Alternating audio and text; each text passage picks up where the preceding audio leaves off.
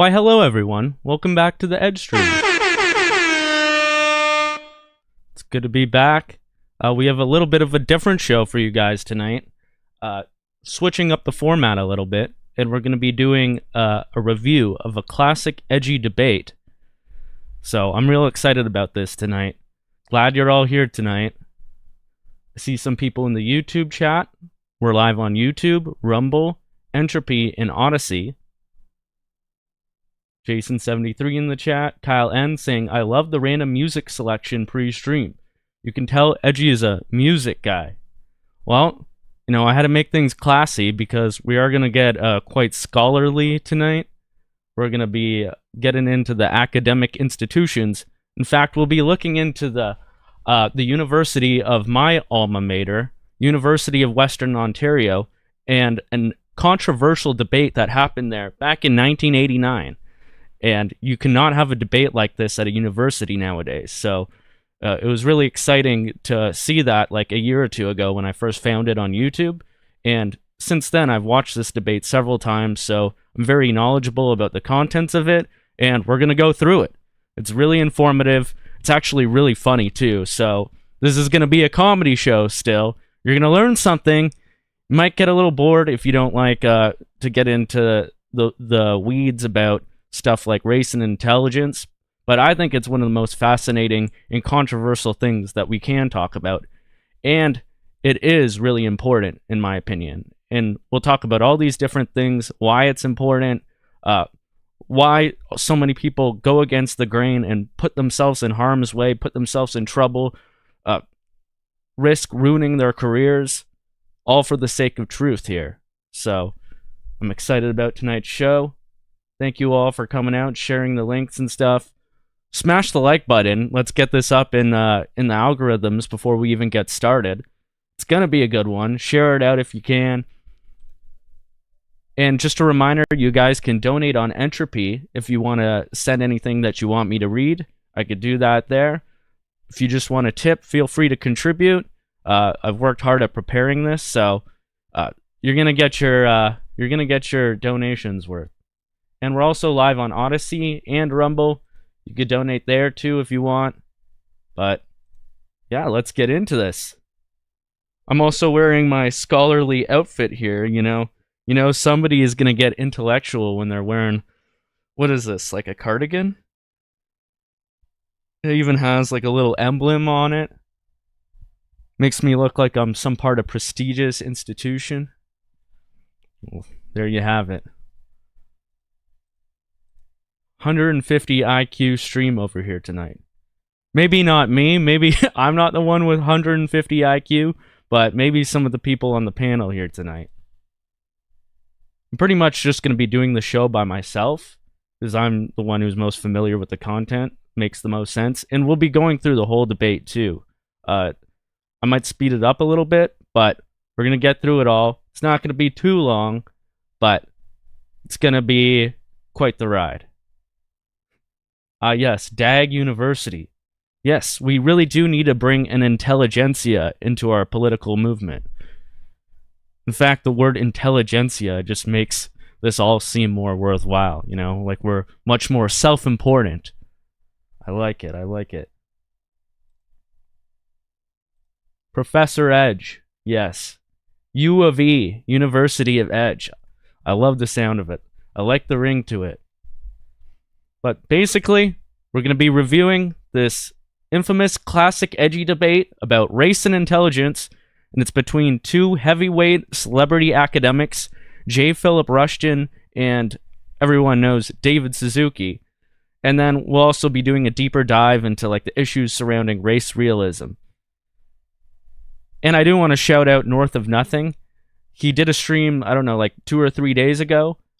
You can find it on his Rumble channel, North of Nothing. Most of you may know who he is already or have seen the stream, but he talks about stuff to do with evolutionary psychology and biology, and then specifically R&K selection theory, which is what this professor Philippe Rushton actually popularized into bringing it into a human context and using that theory to show how different races of people evolved in different ways. So it's definitely a great stream to watch. They review a video by Stefan Molyneux. Stefan Molyneux, we know he's one of these canceled intellectuals, also a Canadian. He had over 1 million subscribers on his YouTube channel before it was deleted as part of a purge in 2020. But they review one of his presentations where he talks about it, and Michael Klassen and Saxon do a great job at giving some commentary about applying it to our current context. So it's a great stream. I would check it out. And the format, of course, is going to be a bit different. It's going to be a bit more like Black-Pilled, Devin Stack, his Insomnia streams where he does deep dives about things. I looked at the news this week, and I was looking at different topics to cover, and I just wasn't motivated to talk about anything. So this is something I've wanted to do for a while, and maybe a format that I'll bring back more often. But without further ado, let's get into it. So first I want to show you who the debaters are here. The one that, I am interested in the most, obviously, is J. Philippe Rushton. Hold on, my window is not sharing here. There we go. So, just a brief introduction to him, just the first paragraph of his Wikipedia page. He was a Canadian psychologist and author. He taught at the University of Western Ontario, where I graduated from, until the early 1990s, and he became known to the general public during the 80s and 90s for research on race and intelligence, race and crime, and other purported racial correlations. Now, he was also still doing lab research up until his death in 2012. So he's now deceased, and we'll look a bit more into that and what these cowards did at the university after he died. You'll see what they do to a man like this. But this brief introduction of him is barely doing it justice. He's a pioneer of these intellectual findings, very controversial, and he was a lightning rod for all sorts of debate on these issues at the time. And he still is, as we'll see. And the other person, I don't think he really needs an introduction. It's David Suzuki, one of the most famous Canadians. I'll just briefly read his first paragraph here on Wikipedia just to give the full context of why he was there. He's a Canadian academic, science broadcaster, and environmental activist. He earned a PhD in zoology from University of Chicago in 1961 and was a professor in the genetics department at University of British Columbia until 1963, from 1963 until his retirement. And he has a show on CBC, The Nature of Things. He's well known for his very radical views on environmentalism and pushing the climate change theory, I'll call it. I'll just call it that. He's a climate change shill, and he's very aggressive about it. And unfortunately, he's still with us, and J. Philippe Rushton is not. But anyways, I want to get a bit more into Philippe Rushton. I found a whole bunch of clips showing who he was at the time.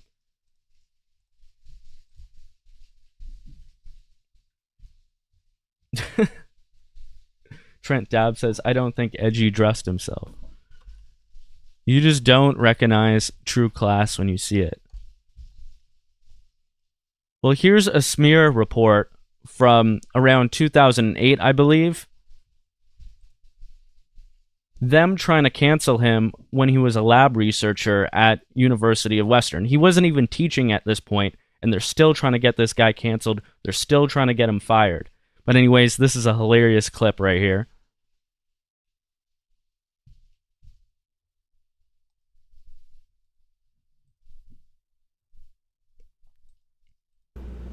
So this is this journalist trying to confront him at his home. Producer Brian Baltz was able to catch up with Rushton, suitcase in hand, as he was leaving his London, Ontario apartment. Mr. Rushton, I'd like to ask you a couple of questions. Mr. Rushton, can you clarify, are you a racist? Mr. Rushton, are you a racist? Riveting questions. There are a lot of allegations. I'd just like you to clarify for us. Are you or are you not a racist? Well, you caught me at a bad time. I'm on my way out, so I'll have to ponder your deep and meaningful question when I come back. You're teaching our children about your book. Now, how can you? Oh, excuse me. Oh, I'm sorry. Are you okay? You just cracked my tooth. Our producer suffered a cracked tooth. Rushton smiled and drove away. You love to see it. You love to see it, you know? I would like to see more journalists like that accidentally run into suitcases and get their teeth chipped. You know, I think that would do the world a lot of good. Let's watch that again. That was hilarious. I'll have to ponder your deep and meaningful question when I come back. You're teaching our children about your book. Now, how can you? Oh, excuse me. Oh, I'm sorry. Are you okay? You just cracked my tooth. Our producer suffered a cracked tooth as Rushton smiled and drove away. Smiles and waves. What a Chad. Hey, maybe next time the journalist will get his face cracked by accident running into a suitcase. What a klutz. Well, that was just a funny thing that I found while doing some research on whatever I could find about Rushton from the time of his life on YouTube. And that was one fun clip. There's a few other really good ones on YouTube. Probably not going to get into them in full, but he was on Phil Donahue's show as well as Geraldo Rivera, but I cannot find that video for that. Anyways, here's another funny clip from this brutal hit piece. They didn't get what they wanted out of him. They didn't get the interview they wanted. So this little rat just goes to the science center at Western, place where I had a lot of classes, and just basically tries to show black students videos of his clips at different conferences. Controversial. Some students we approached here at Western had no idea about Rushton's extracurricular activities. We showed some of the video we had of Rushton talking about race and intelligence. What a ratty little parasite. I don't have to say anything, you know. We can all see where there's a problem with that. What does that person right there care at all about the truth of science? And, you know, they're trying to say that he's causing all this division. This is the guy who's going and stopping people in the building and getting their opinion on things that he knows they're going to find offensive, or at least he assumes they're going to find offensive, and he hopes they do, so he could get the scoop that he wants, so he could get the footage he wants. This is uncalled for. I don't support it whatsoever, and I don't believe we should be teaching here. I personally don't think this is appropriate at all. I don't. Putting the merits of actual scientific debate against the feelings of a bunch of people who have never even encountered anything like this before. Fantastic journalism. Rushton says he is simply pursuing legitimate academic research and doesn't necessarily support the views of those that quote it. Scarecrow on Entropy, thanks for the super chat, said should have cracked his tooth, but that was probably an old injury. They always lie. Yeah, well, it could have been. Who knows? It did look like he walked into that suitcase pretty hard there, though. So that was very satisfying to watch.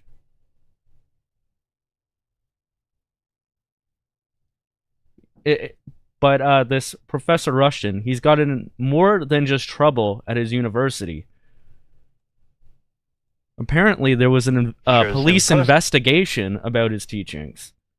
So this is really hyping this guy up at this point. I went through this video and I boosted the audio so you guys can actually hear it. But this is him on Donahue. This essentially would be our governor of Ontario. If you look at the pattern is consistent. And is it not true that the governor, what is essentially would be our governor of Ontario, has called for your dismissal from... Oh, he called for me to be dismissed. He phoned up the university president, asked for me to be fired. The university president defended my academic freedom. So the governor of the state, so to speak, put the Ontario Provincial Police onto me. They carried out a 6-month investigation under the Canadian Criminal Code, which investigated me under the hate literature section and under the spreading of incorrect news. And after a 6-month investigation, they concluded that although my ideas were crazy, They were not criminal. But of course, by then the damage had been done, and my reputation was extremely tarnished.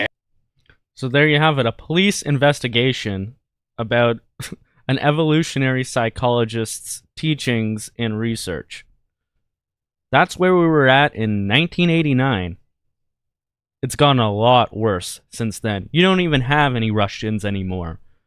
I think the last dissident right-wing professor that we've had was Dr. Ricardo Duchesne, who's still active on Twitter and social media and his website, Euro-Canadians. He's written several great books, but he did get ousted from his university by academic mobbing from the rest of the professors who knew nothing about what he was actually talking about, but instead they found it their duty to remove his heresy from the university as a whole. And we haven't had anyone that even nears his academic excellence and his level of dissidence against the mainstream narratives that we face. We'll talk more later about how we should rebuild that. Now, Rushton died in 2013. He was still working as a researcher at the university. They failed to get him fully fired before his death. Sad that he had to die in his mid-60s.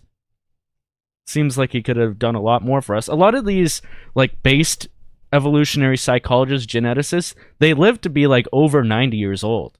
We're going to see a lot of that. These people live to be very old. They must be onto something when it comes to science and maybe life in general, if they're all living that long. Anyways, here's one of these gay videos where they have the music jingling in the back and they have the text on the screen. I'll read it out just in case, just for the people who are only listening. So it says, Philippe Rushton, a harmful legacy. You had race-based intelligence theories that sparked huge controversy. He went on talk shows.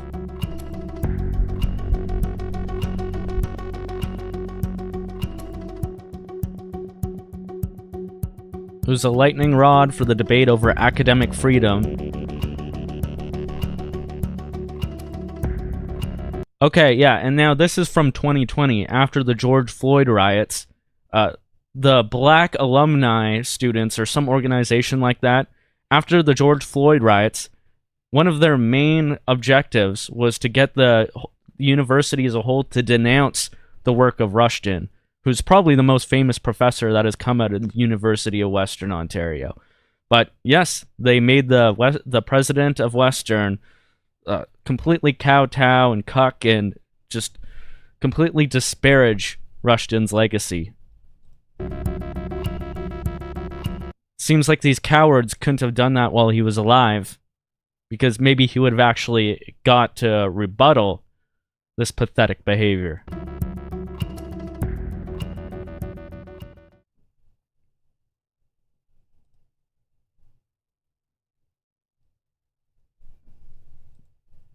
And of course, they had many other demands. They always have demands. They demand to take away from the people that they don't like, and then to get other people to give to them the things that they want. Any position of power that they can muster up. So this group that demanded all these things, the Black at Western Alumni Group, and they stated, "The trauma some of us experienced while at Western continues to negatively impact our lives to this day. While any one incident involving racism is enough to break one's spirit, navigating repeated exposure in various forms is exhausting, diminishing, and often debilitating." Okay, imagine claiming to feel like this because of one professor's scientific work. How delusional, entitled you would have to be. How narcissistic. This is just like societal narcissism right here. To think that your feelings over facts that could actually help your group. You want to have a group preference? You want to have ethnocentrism as black people? Maybe if you actually learn the truth about these matters, you could actually do the proper things in order to fix the situation. But no, these people can't have any debate. They want to just take from people and give to themselves and lord their power over others.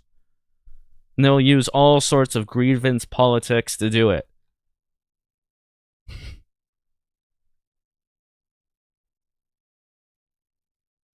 So this one person, the black alumni, says there was a complete lack of empathy from the administration towards people of color who were actually being called monkeys. Now, who was calling who a monkey? Like, are you saying that the professor was calling black people monkeys in class? Press X to doubt. I don't think so. Of course, they're going to conflate everything here. Absolute bullshit. And they released a set of 13 recommendations about how to deal with this so evil professor, right? This nutty professor right here.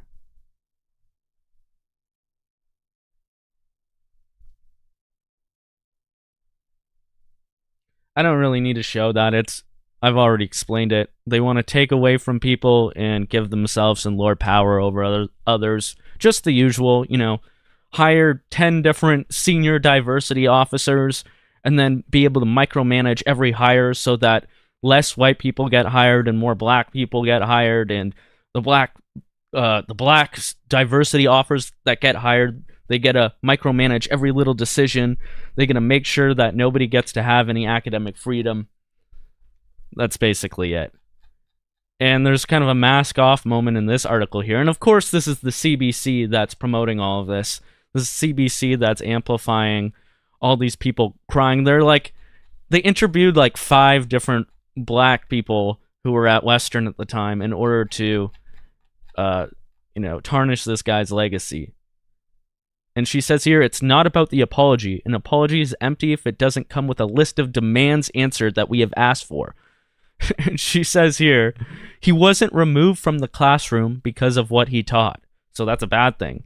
He was removed from the classroom for his safety because of us protesting outside and disrupting the students who wanted to learn from him. So they had to remove him because his life was in danger from these entitled, narcissistic people who cannot handle academic freedom whatsoever. They're mad that they endangered his life and then he had to get removed from his position instead of them just forcing the university to do it in the first place. Wow.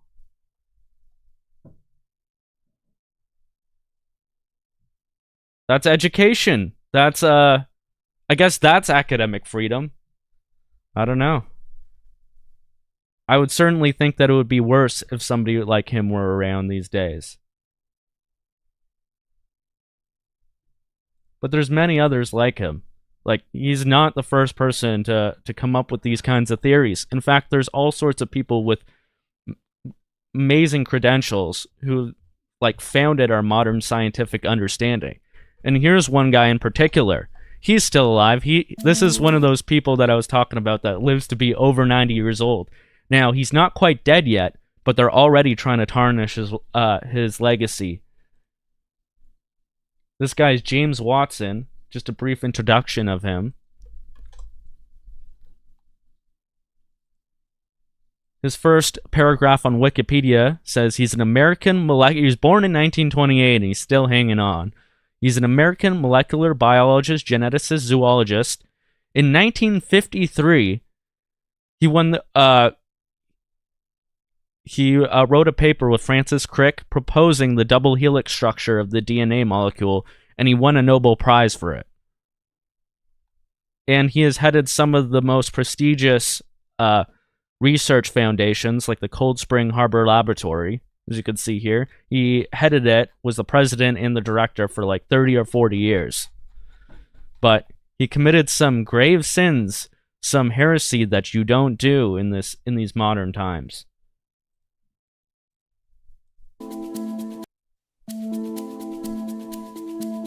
So it says, a Nobel Prize-winning scientist lost his honorary titles over his comments on race.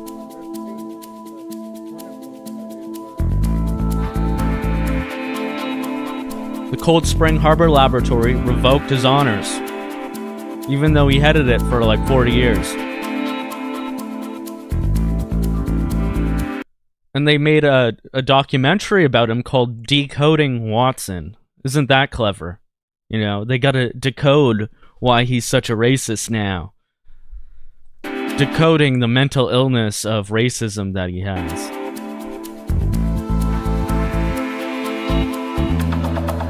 His sin? Simply saying that there's a difference in intelligence among races. And it's genetic.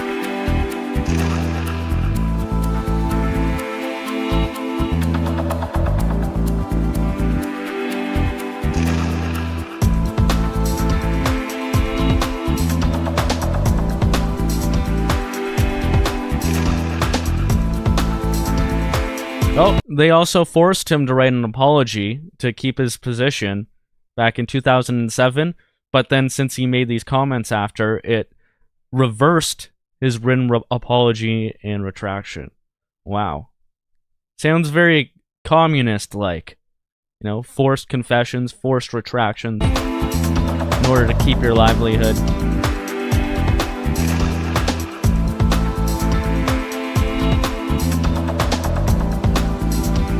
And here's a little clip from that documentary. And we will be getting into the debate shortly.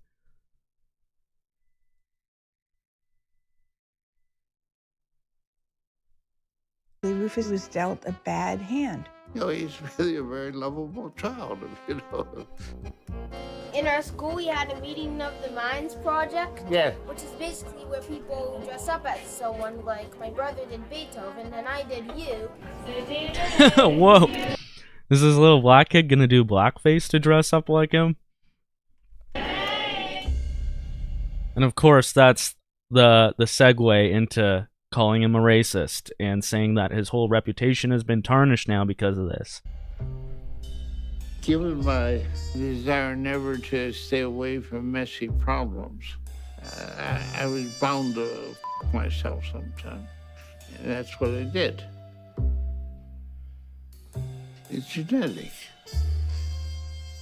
He's been put on a pedestal, but is the responsibility that comes with being on that pedestal being met? Imagine having to answer to this woman after you literally discovered DNA. Well, that's just the state of things now. Now, there are a few other Chads of history, one being William Shockley. So this guy also won a Nobel Prize. He invented I think the transistor, semiconductor. He won a Nobel Prize in physics for his research on semiconductors and the discovery of the transistor. But after this, and starting a huge boom in Silicon Valley, he dedicated most of his life to eugenicist views, and views that they obviously call racist. And one of his finer moments is him getting some honorary degrees revoked because he proposed that individuals with IQs below 100 could be paid to undergo voluntary sterilization, $1,000 for each of their IQ points under 100. That's pretty fucking funny. I don't know what you guys think. Is that a good idea? Hey, a lot of people don't want to have kids nowadays anyways. Like, and if somebody with an 80 IQ could get $20,000 right at the gate, and they weren't going to have any kids anyways, or if they were going to have kids, it was going to be because they don't know how to pull out, or they're just so promiscuous that they can't help but have illegitimate children that they don't even look after. Hell, give them $20,000 and they're out of the gene pool. I don't know how I feel about this necessarily. I could see this easily being abused. You'd have to figure out a way to make sure that people aren't cheating the IQ test. Like, you'd have a lot of people with 70, 60 IQs who just don't want to have children, but they want to get a big paycheck, right? That's $30,000, $40,000 right there. I don't know. What do you guys think? 1, in the chat, that's a good idea. 2, not a good idea. One, it's a good idea to pay people $1,000 for every IQ point under 100 in order to get voluntarily sterilized. Or two, that's a bad idea.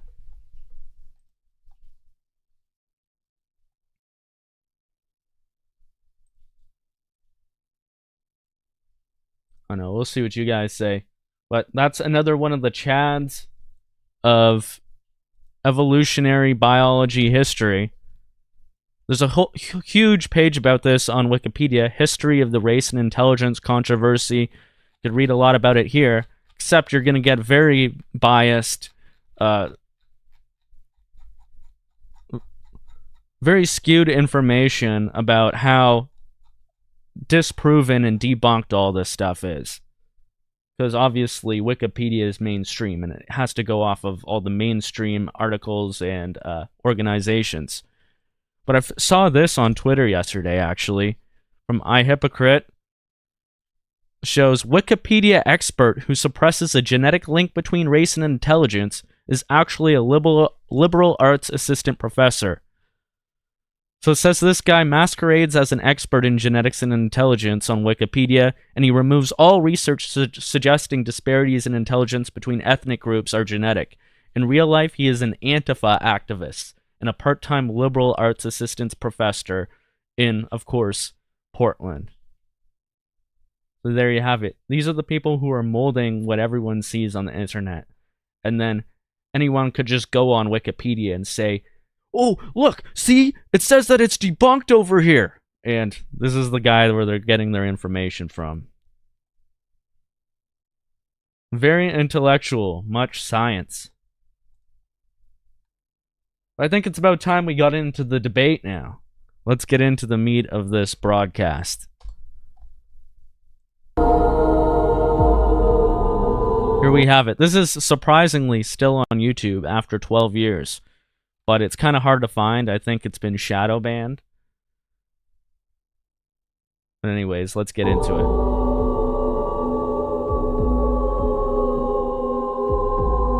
It's kind of long, but I'm going to put it on 1.25x speed. Should still be pretty easy to follow along with.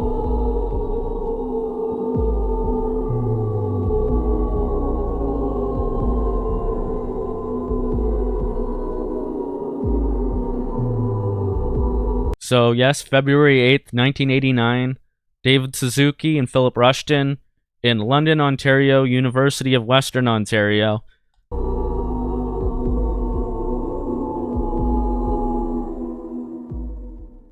Psychology professor Philippe Rushton unleashed a storm of controversy with his theories on racial differences. In its simplest terms, Rushton asserts that genetics are as important as environment in determining intelligence and personality.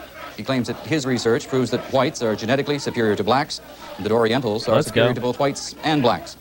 TV London is presenting this debate between Rushton and Canadian geneticist David Suzuki because of the intense discussion that the subject has caused nationally. In airing the debate live, however, we do make the disclaimer that the views being offered are those of the participants and not necessarily those of TV London. Now, our reporter Bob Smith is standing by. Bob, what's the situation there now at Alumni Hall? I don't think I need to tell you what the situation is. You can see and hear what the situation is here in front of Alumni Hall tonight. This protest started well over an hour ago. These are students. That's what we need to see again. Like, I remember back in 2016 when I first really started getting into politics, Milo Yiannopoulos, of all people, not the greatest example of a scholar, but he did have his Dangerous Faggot tour, and although it was more like a slightly political comedy tour that was meant to be offensive, he still did have some good conversations, and there was tons of controversies. You never knew when somebody was going to spurg or chimp out in the crowd. It was a fucking epic time for university debates and these kinds of events. And you wouldn't know if they were going to get shut down or not. But for the most part, a lot of these events went through. Now, this does not happen anymore.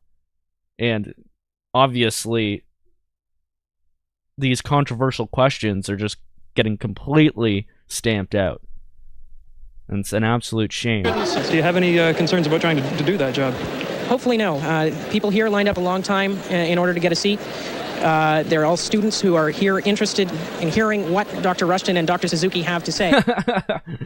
Helena Handbasket says, was Triggly Puff's mom there? That's good. Obviously, there's going to be the odd heckle, but beyond that, I think people are going to be quiet, and I'm hoping people are going to be quiet in order for the debate to take place. If we have an event such that people are making so much noise that it cannot continue, we're going to have to stop the debate until it quiets down, and that's the only choice we have. Do you have any concerns about anybody crashing the event? People who don't have tickets, perhaps some of the white supremacists you mentioned a moment ago. No, we've got fairly tight security at the Look front. how many people are interested in something like this. I believe they said 2,000 people in attendance, plus like 100 or 200 extra seats for journalists and media. People want to see these things, but they just won't allow it to happen. And the people who are in charge know how much people would gravitate towards these controversial questions that actually explain the things that, you know, people know in the back of their head. They know with their cognitive dissonance that all the explanations that they've been given are, there's something off about them. They don't actually make sense. They're not producing any results. So they definitely want to stamp this out and make people scared to even talk about it. Worried about that. The groups that I do know that are demonstrating are boycotting the event. They've said that it shouldn't be going on, and because of that, they're not going to be coming inside. They have no interest in coming inside. I really don't have much worries about that. At the moment, my watch says about 8:12, 8:13. What's the best guess as to when this event might begin? I think we should be starting in the next 3 or 4 minutes. Okay.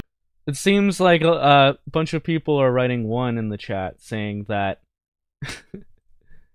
that they think it's a good idea, the $1,000 per every IQ point below 100.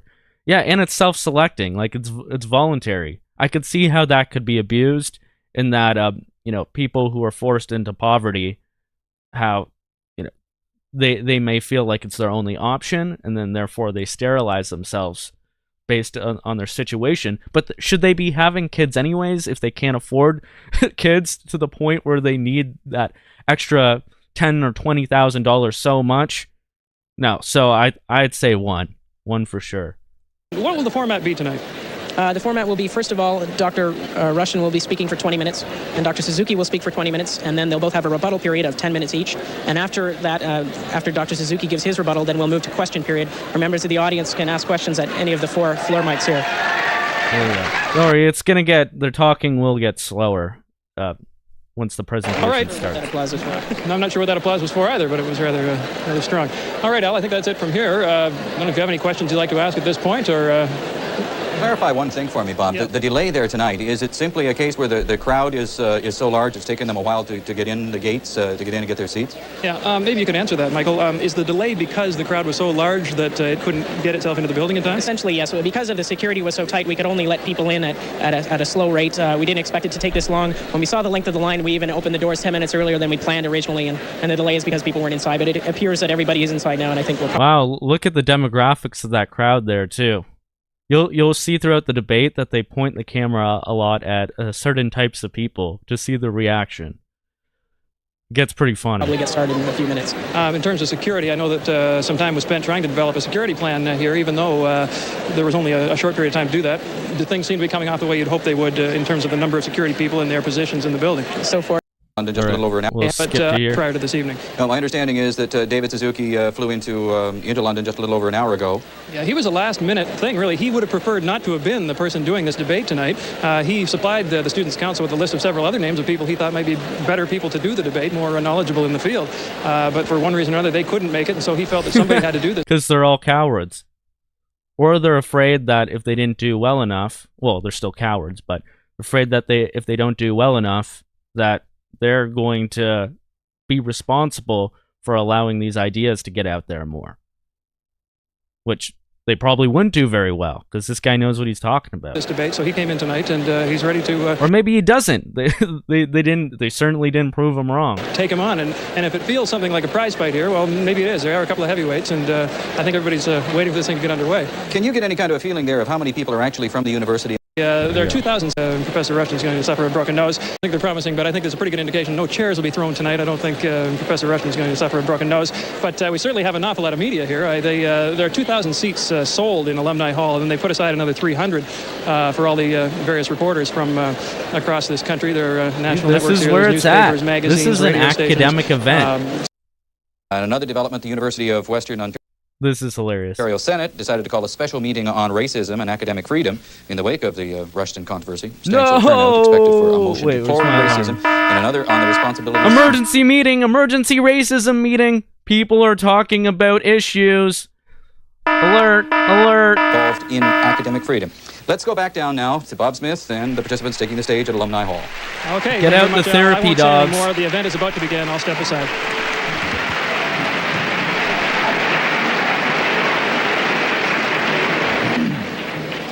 Good evening. My name is Chris Gibbs, and I'm the International Student Commissioner. On behalf of the International Student Federation and the University Student Council, I'd like to welcome you to tonight's debate. Speaking first in support of his paper, Evolutionary Biology and Heritable Traits, is a professor at Western. He's first educated at the University of London, where he received a Bachelor of Science in 1970 and a PhD in 1973. He went on to do postdoctoral work at Oxford and has since written 5 books and over 100 articles on the evolutionary component of developmental personality and social psychology. This year, he's a fellow of the John Simon Guggenheim Foundation and is currently writing a 6th book Guggenheim, on let's genetics and go. personality. Ladies and gentlemen, Dr. Philippe Rushton. I too studied with Guggenheim back in my days at Western. Speaking in opposition to the report, is a Canadian geneticist who it is said has done more for the public awareness of science in Canada than any other. He was educated at the University of Amherst in Chicago, where he received a PhD in 1961. He went on to receive the Siassi Memorial Fellowship for Best Young Canadian Scientist in 1969. He has also received the Royal Bank Award and in 1986 the UNESCO Kalinga Prize for Science Writing. Yeah, Sean Most McCartney recently, is saying, he is still, most no widely idiots used protesting. Well, there are idiots protesting, but they're not pulling fire alarms. And that's a huge bonus. Just people willing to listen. Yep. Times have changed. Yeah, Lee is saying they pulled the fire alarm trick at Laurier when Faith Goldie was there. I remember that.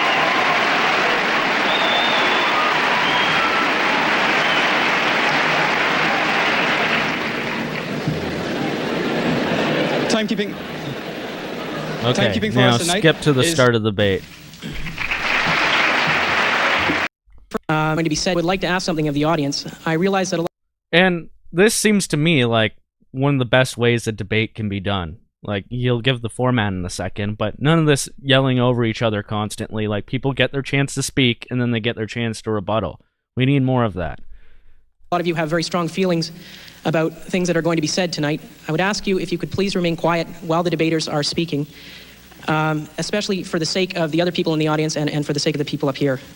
Without any further ado, I would like now to call upon Professor Philippe Rushton to deliver his opening remarks, reminding him that he has 20 minutes in which to do so.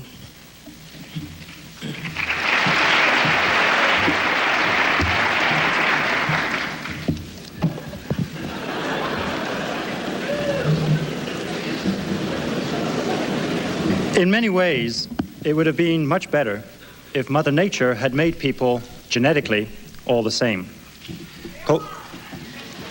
Cooperation would be easier, and we could design just one type of society that would fit everybody. However, we are not all the same. Even children within the same family differ from each other genetically.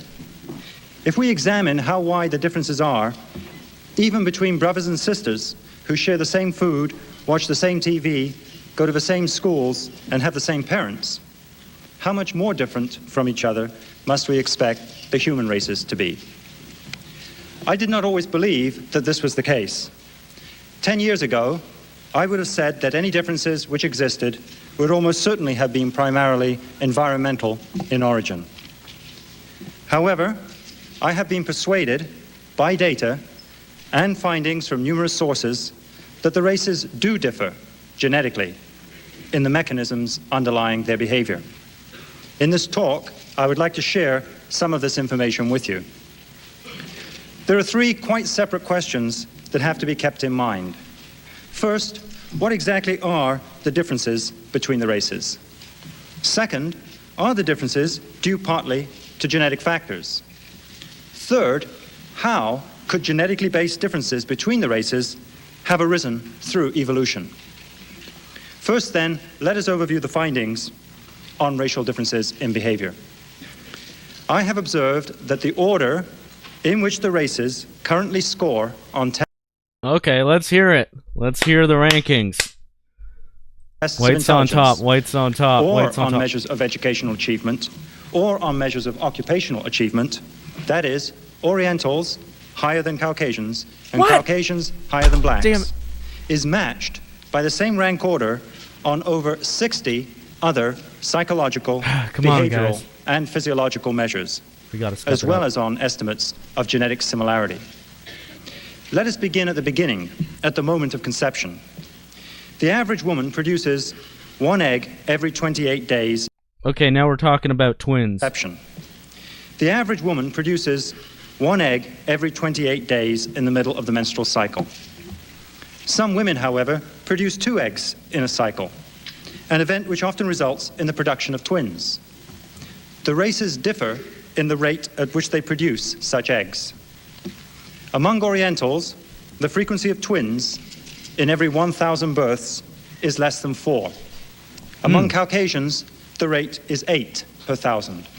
And among blacks, the figure is more than 16 per 1,000, with some African populations having twin frequencies of 57 per 1,000. Note that Caucasians fall between Oriental and black populations, and that these figures are to be found from very many different countries. The possible significance of the racial differences in egg production I will return to later. The speed with which the races mature physically is also a source of differentiation, with black children being relatively fast maturers and Oriental children slow maturers relative to Caucasian children. In the United States, black babies have a shorter gestation period than white babies. By week 39, 51% of black children have been born, while the figure for whites is 33%. Similar results have been obtained in Europe, comparing women of European ancestry with black women from Africa. Motor development over the first 3 years also differentiates the races on many well-standardized tests. So, blacks have the most rate of twins, by far more than Asians, and they mature a lot quicker. However, you could see that that could come at disadvantages, evolutionarily speaking. With measures made from birth to 12 months in coordination and head lifting, in muscular strength and rolling over, and at 15 to 20 months in the ability to put on clothing. Thus, Oriental children typically don't walk until 13 months, compared to 12 months for white children and 11 months for black children. Other life cycle traits, including longevity, show a similar set of differences between the 3 populations. In personality and temperament, the data show that across ages, across traits, and across methods, that in terms of uninhibited temperament, blacks are more uninhibited than Caucasians, and Caucasians are more uninhibited than Orientals. With infants and young children, observer ratings are the main method employed, whereas with adults, the use of standardized tests are more frequent.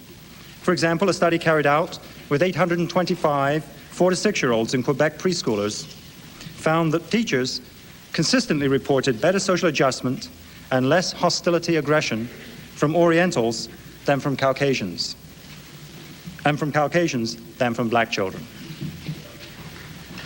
With adults... There we go, we got our first person getting booted out. Pretty pathetic heckle, he didn't even make any noise. Well, whatever. From Caucasians. I'm not going to stop very often, at least for this part, because he's just spitting straight facts, and I don't want to really interrupt the flow of it. But there'll be a lot of places where I could stop a bit more into this whole debate. Than from black children. With adults, I have recently averaged the results from 25 countries using a well-known personality questionnaire, and found that 8 Oriental samples, with a sample size of over 4,000, were less sociable and more anxious than 30 Caucasian samples, with a sample size of 20,000, who were less sociable and more anxious than 4 African samples, with a sample size of 2,000. The same racial pattern of whites being between Orientals and blacks is also to be found with reproductive or sexual restraint. Surveys of the world literature show that Orientals are the most restrained, whether measured by intercourse frequencies, premarital, marital, or extramarital, reproductive speed, age of first intercourse, age of first pregnancy, or number of pregnancies per unit of time, primary sexual characteristics, secondary sexual characteristics, or biologic control of behavior. Concomitant differences are observed in sexual attitudes and in sexually transmitted diseases, including AIDS. In addition, social organization can be studied. Stable social organization depends on following rules. This can be indexed by marital functioning, mental durability, and law-abidingness. With respect to crime, for example, in both the United States and Western Europe, race is one of the best predictors, and quite possibly in other parts of the world too. The Chinese and Japanese, whether assessed in their home countries, North America, or the United Kingdom, have a lower incidence of crime than do Europeans. African-descended people, while consisting of less than 1/8 of the population of the United States or of London, England, currently account for over 50% of the crime in both places. Since about the same proportion of victims say that their assailant was black, the arrest statistics cannot be blamed entirely on police prejudice. This morning I read estimates in the Globe and Mail. So that's an important thing there. It does show that all the explanations that the mainstream media and academic institutions have, racism, police prejudice, all this stuff, if they take this race and IQ stuff out of the picture, then there's nowhere else to look, and they always look there, and of course they're going to come up with all these crazy solutions and end up ultimately hating white people. That confirm that these figures appear to apply to Canada, or at least Toronto. Blacks currently appear to make up between 2 and 5% of Toronto's population, and they also appear to be responsible for... Interesting. This is like Canada's version of 1350. And 5% of Toronto's population. And they also appear to be responsible for between 32 and 40% of Toronto crime. Finally, that's like pretty much the same ratio there as 1350 or 1360. Seems like it's kind of universal. Finally, we turn again to the issue of intelligence test scores. Since the time of World War I, when widespread testing began, blacks have scored about 15 IQ points lower than whites on tests of intelligence and educational achievement, whether tested in the United States, the United Kingdom, Jamaica, Nigeria, Tanzania, or Uganda. Fewer people are aware, however, that Orientals score about 5 points higher than do whites on exactly the same measuring instruments, whether tested in Canada, the United States, Japan, Taiwan, Hong Kong, Malaysia, Singapore, or other countries. It may also come as a surprise to learn that the same order is observed with measures of brain size, whether indexed by cranial capacity from inside the skull or brain weight as measured at autopsy. Craniums, let's go. I have averaged numerous estimates, some quite recent, finding for cranial capacity, Orientals 1,448 cubic centimeters, whites 1,408 cubic centimeters, and blacks 1,334 cubic centimeters. For brain weight, Orientals 1,351 grams, whites 1,336 grams, and blacks 1,286 grams. It is noteworthy that even the most critical of reviewers, such as Stephen Jay Gould, from his own estimates, I have observed exactly the same rank ordering, finding a 1 cubic inch of difference between each of the 3 races. If you have a look at page 66 of his book, The Mismeasure of Man, you can calculate the figures for yourself. Moreover, while brain weight begins to decrease around age 25 in European samples, the decrease may not begin until the mid-30s in Japanese samples.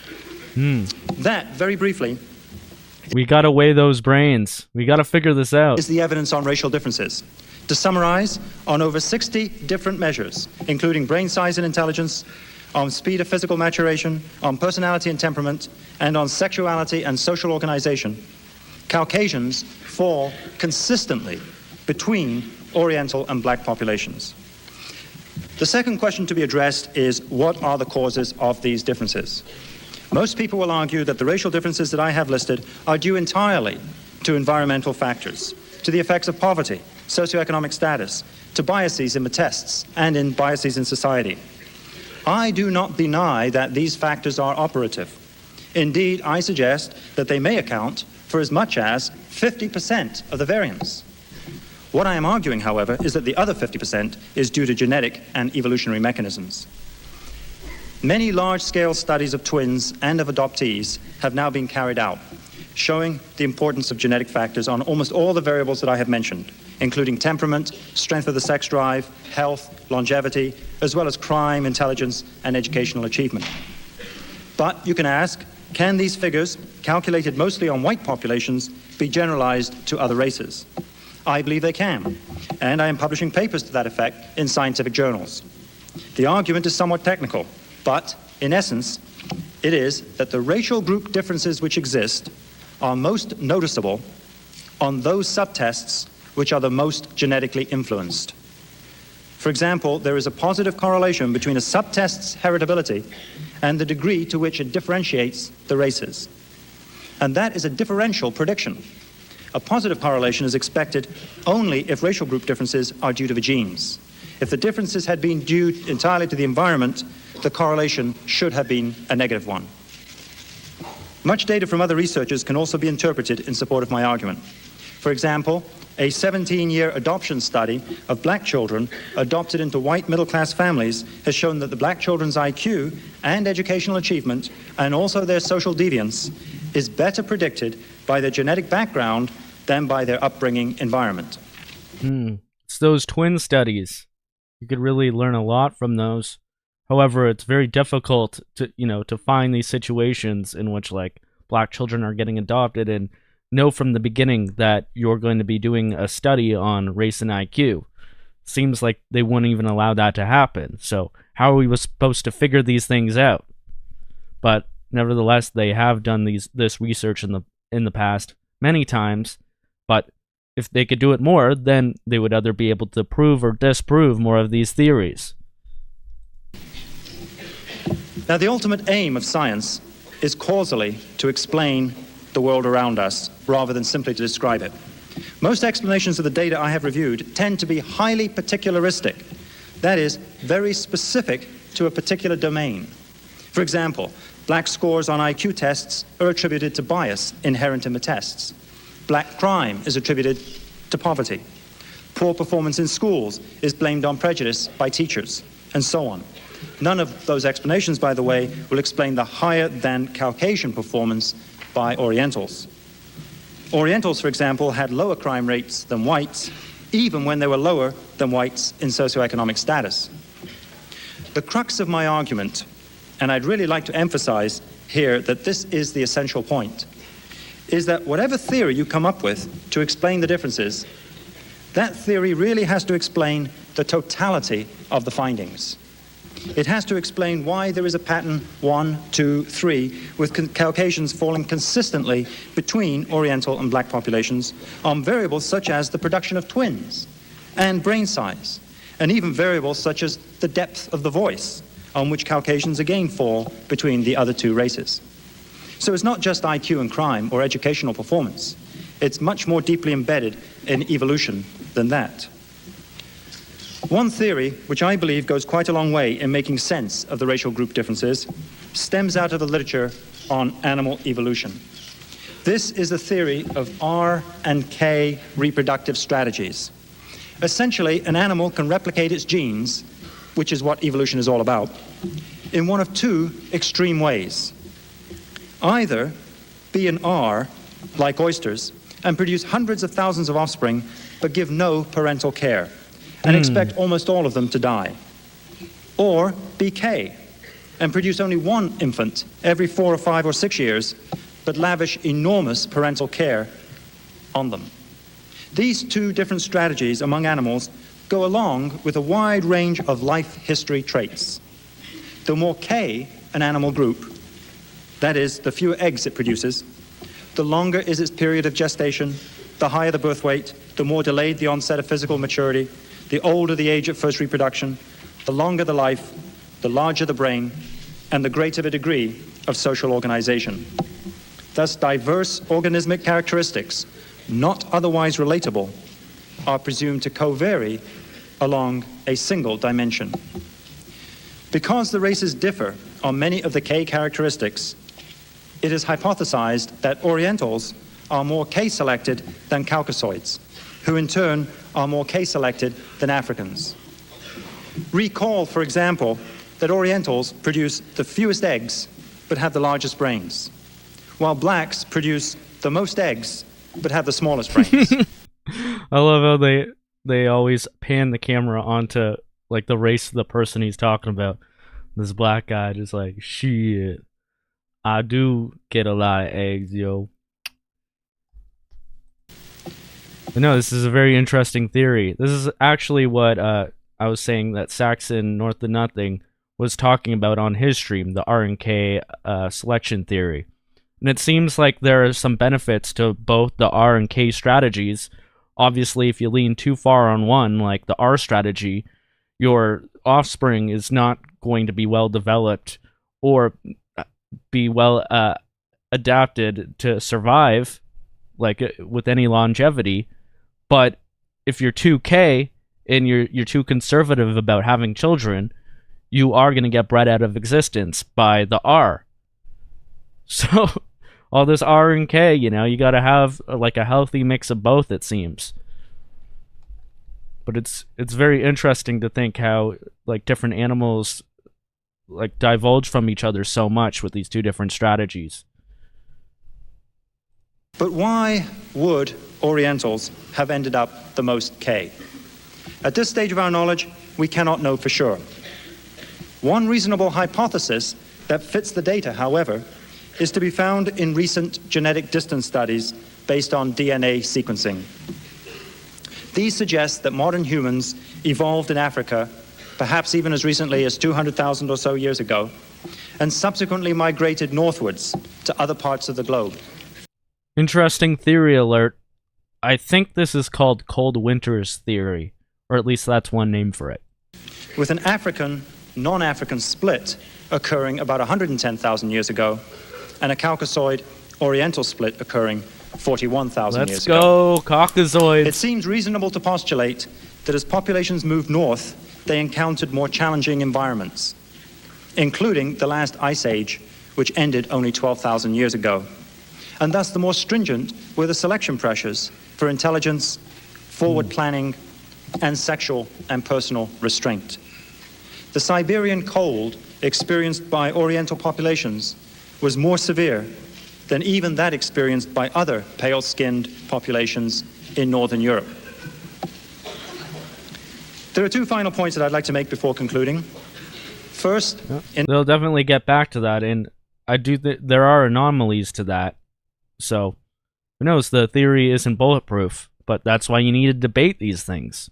In any analysis of the kind presented here, it really must be emphasized that there is enormous variability within each of the populations.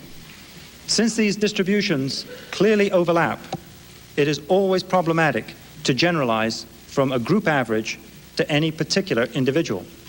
And that's a great point. Like, when I look at each individual person, whether they're black or white, I don't assume they're smart or not. But yes, it does matter on a societal level when you take these groups and then you're wondering why one is doing better. It really does add up. And that's the way you got to look at it.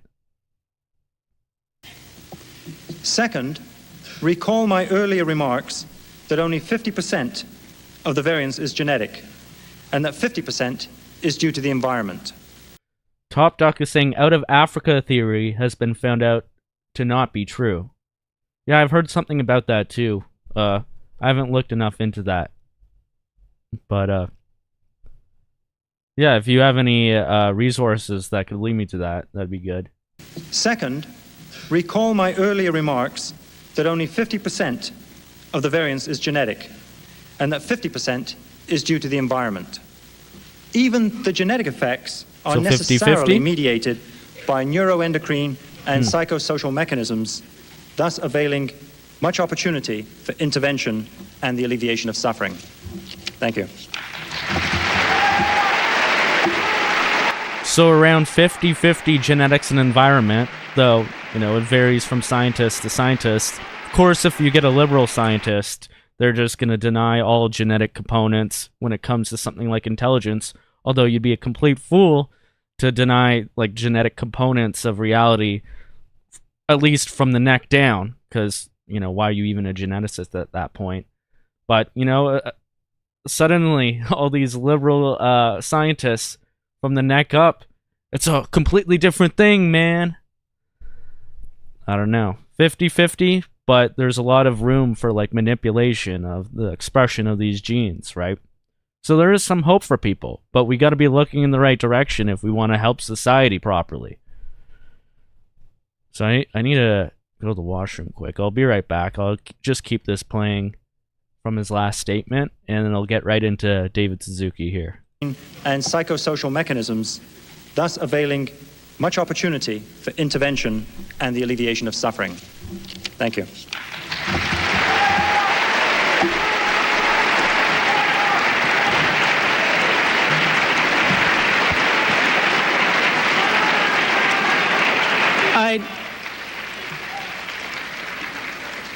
I'd like to thank Dr. Rushton for his remarks, and I'd now like to call upon Dr. Suzuki to give his opening remarks, reminding him that he has 20 minutes in which to speak.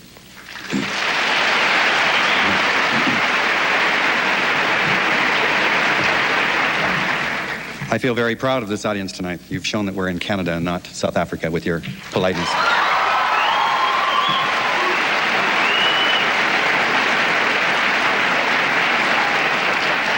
As a London boy, I am always happy to return to my hometown. Tonight is different. I did not want to be here. I do not believe that we should dignify this man and his ideas in public debate. I am deeply concerned as a broadcaster with the media's frenzy that have provided Rushton a wide audience for ideas that simply do not qualify as science. I am outraged. I am outraged that students on this campus could not find a single professor at Western who would debate this man here.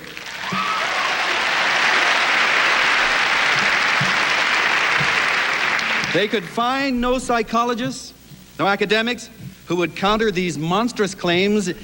Instead, they were told this is an academic matter, this is not a public matter, or we have to respect academic freedom. Now, it is true, one of the most sacred privileges we have in society is academic freedom, to explore ideas. All right, I just got back. Sorry, I have to give David Suzuki a real introduction here. Introducing David Suzuki. Oh, sorry, I meant to hit this one. There we go. Sorry, I had to send him in on the right note. I feel very proud of this audience tonight. You've shown that we're in Canada and not South Africa with your politeness.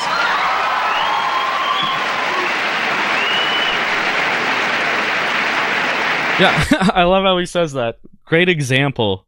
South Africa. Okay, yeah, and what's in South Africa? What's going on there? What are the demographics like? And why is it like that? As a London boy, I am always happy to return to my hometown. Tonight is different. I did not want to be here. I do not believe that we should dignify this man and his ideas in public debate. There we go. Moral grandstanding. I am deeply concerned as a broadcaster with the media's frenzy that have provided Rushton a wide audience for ideas that simply do not qualify as science. I am outraged. I am outraged that students on this campus could not find a single professor. Or maybe it was just everyone was interested. If the media hyped up something that no one cared about, no one would show up still. That's not how things work. I'm outraged. I am outraged that students on this campus could not find a single professor at Western who would debate this man here. And why do you think that is? They could find no psychologists, no academics who would counter these monstrous claims. Instead, they were told this is an academic matter, this is not a public matter, or we have to respect academic freedom. Now, it is true, one of the most sacred privileges we have in society is academic freedom. And let's see how he treats said academic freedom. To explore ideas at the very edge of human thought that society or religions or politicians may find threatening or dangerous. We must protect the right of scholars to do this. But there is a reciprocal responsibility. The academic... The white guys are like, bring back the other guy. I don't know, I like looking at just the physiognomy, the look of the people back then. There's a feel about I saw another clip on Twitter. I think Jill Colton shared it, and it just showed Toronto in 1989, like the opening of the Eden Center. And it looked like just like people like this. Of course, Toronto does not look like that anymore, and it's very concerning what it may look like what it will look like in 50 years from now. Completely unrecognizable. The community must uphold a standard of scholarship and research that justifies this privilege. The public or students can't judge the merits of esoteric scientific ideas, and we heard about R's and K's and all this stuff tonight. Yet the public is profoundly affected by the ramifications of these ideas. So the academic community has a great role to play to ensure that all ideas, but especially those with enormous social ramifications, can withstand critical scrutiny. Rushtons do not in a fundamental way. And we must ask then, where are those scholars on this campus to say so? Where are those hotshot molecular geneticists whose work he's citing, who gladly go for grants on biotechnology but don't get up when it comes to an important social issue?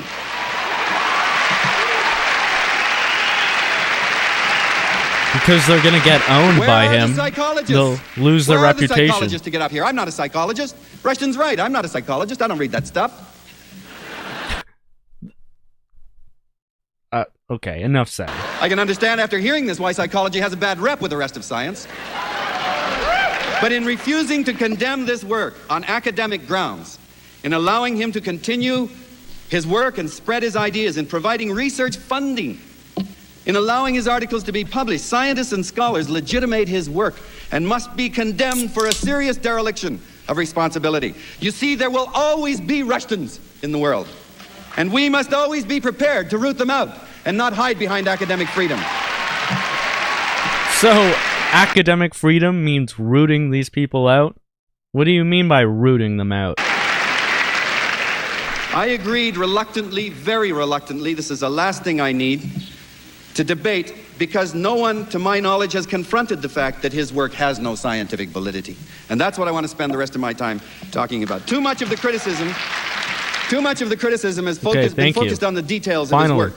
It is true that there are many areas of criticism about the selectivity of data, the validity, whether he has any validity in his reference material, the lack of evidence for heritability of what are highly complex physical and behavioral traits, the meaninglessness of race as a biological term, the confusion of correlation with causation. But to all these little sleights of hand, like, you would have no problem if he was just doing it about animals. But yes, humans are a different type of animals. We're a different species. But once you apply it to us, suddenly there's all these problems. Suddenly the standard gets raised so much because it's something that you don't want to talk about. deal with these matters implies that there is a proper question, that he's a legitimate question to his work, and there isn't. At the very heart of Rushton's analysis is the work that was carried on by one of his mentors, Arthur Jensen, the Berkeley psychologist. It has long been documented, and there is no denial on this, as he said this evening, that the IQ scores of black and white populations fall along different curves. That has not been denied in any way. When plotted on a graph, the familiar bell-shaped curve, standardized to 100 for whites, reveals that when blacks are plotted on the same graph, they plot about 1 standard deviation below. This is not in contention. The question is whether the lower scores of blacks results from the impact of racism or merely reflects genetic difference between the races. Rushton. Wow. So there it is. He's not denying the facts, but he's so hung up on it, on the fact that it's not racism that can be attributed it to. That's basically the crux of his argument.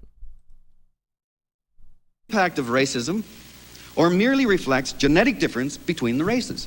Rushton assumes the latter. Well, we know that IQ scores are not fixed by our genes. Numerous studies show that IQ scores of different groups can be changed by the race or sex of an examiner, or the enrichment of education, adoptive families, and so on. And he admits that up to 50% of complex behavioral traits may very well be environmental. So no one's quibbling about that, whether environment plays a role here. Note, I do not equate a score on an IQ test with intelligence. You get a number, and that's all we're talking about. Okay. Yeah, it's just a number. It's just a number. Even though it's instrumental in so many, testing people and as a whole. Like, I'll just let Rushton explain that and why it does matter later. The question is, how can we show a genetic component to an IQ score? If there were 2 or 3 genes involved, we would very easily be able to see a standard pattern of Mendelian inheritance. That would very quickly reveal itself, but we don't see that. There may be dozens of genes that affect the way we think and perform on tests. And that means that we can't do an analysis in a traditional way of looking at pedigrees. What we have to apply then are our statistical means. The way we do this is to match pairs of individuals according to their degree of relatedness. Identical twins, which have an identical set of genes, raised together, raised apart. Fraternal twins, raised together, raised apart. First cousins, and so on. Now, first of all, identical twins do not score identically. Okay, so both members of a pair don't score identically on all these tests. So that in itself tells you that genes alone are not responsible for the score that you get. Now, I'm willing to go along with the evidence, although you all know of the hoax that was performed by Sir Cyril Burt on identical twin studies, which is a major study for many, many years. Forget that. I have no doubt that the matching of pairs of individuals by degree of relatedness show that on average, identical twins have closer scores than do non-identical twins, who have closer scores than do first cousins, and so on. So there is an indication that there is a factor of heredity that affects where one falls along a normal distribution curve. So we would agree that there is a factor of heritability then determining where one falls, but that position on the curve is strongly influenced as well by the environment. But if we look at the bell-shaped curve, the people up at the one end of the curve will be genetically different in some way from people that fall further down towards the center and down towards the bottom. This I'll accept as a reasonable hypothesis. We know then that nature and nurture affects IQ scores, and that it does so in both populations of blacks and whites. So he just went through all of that to reestablish what we already knew. A lot of talking to say nothing that hasn't already been established.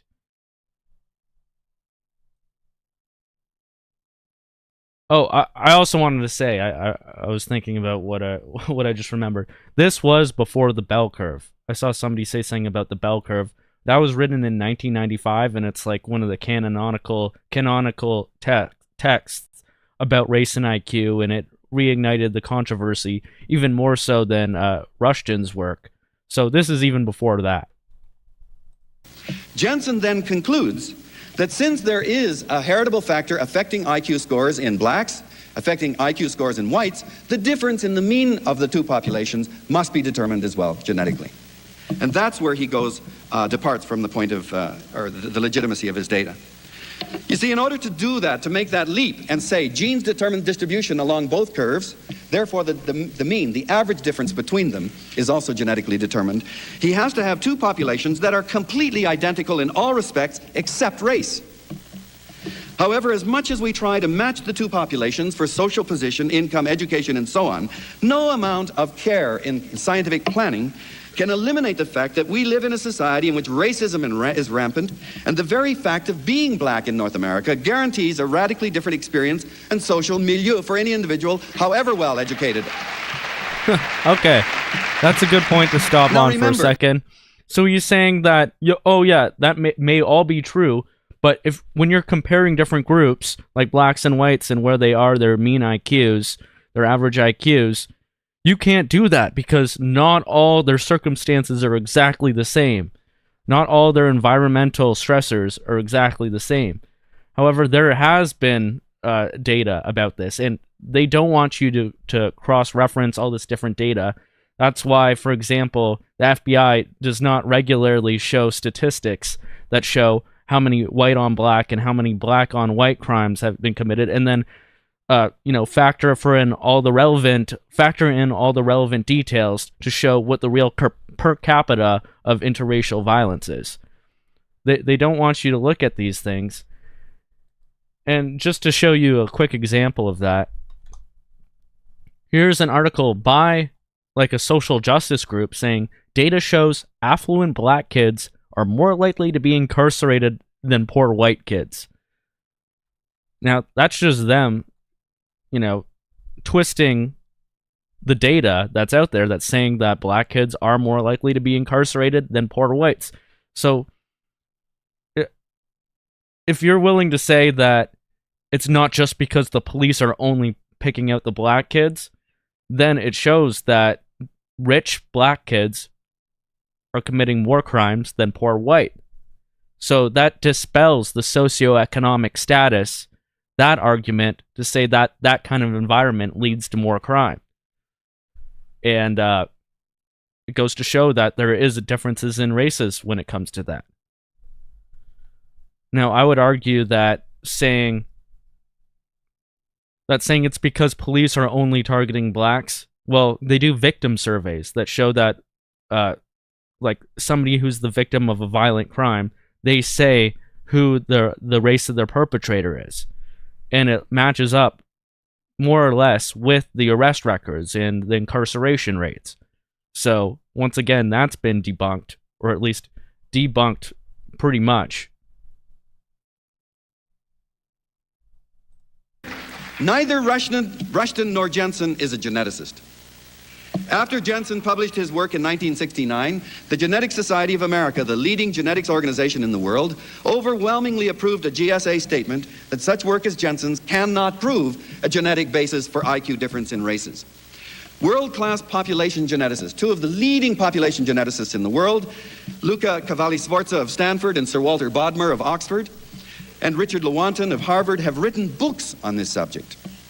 In October 1970, of Scientific American, Bodmer and Cavalli-Sforza published the definitive popular work entitled Intelligence and Race, in direct response to Jensen's work. Their opening sentence is, and I quote, Seems like the boomer is falling asleep in the crowd there. Yeah, no, this ain't your fight, boomer. You failed us on this. You allowed this to be rooted from our universities because not enough of you stood up.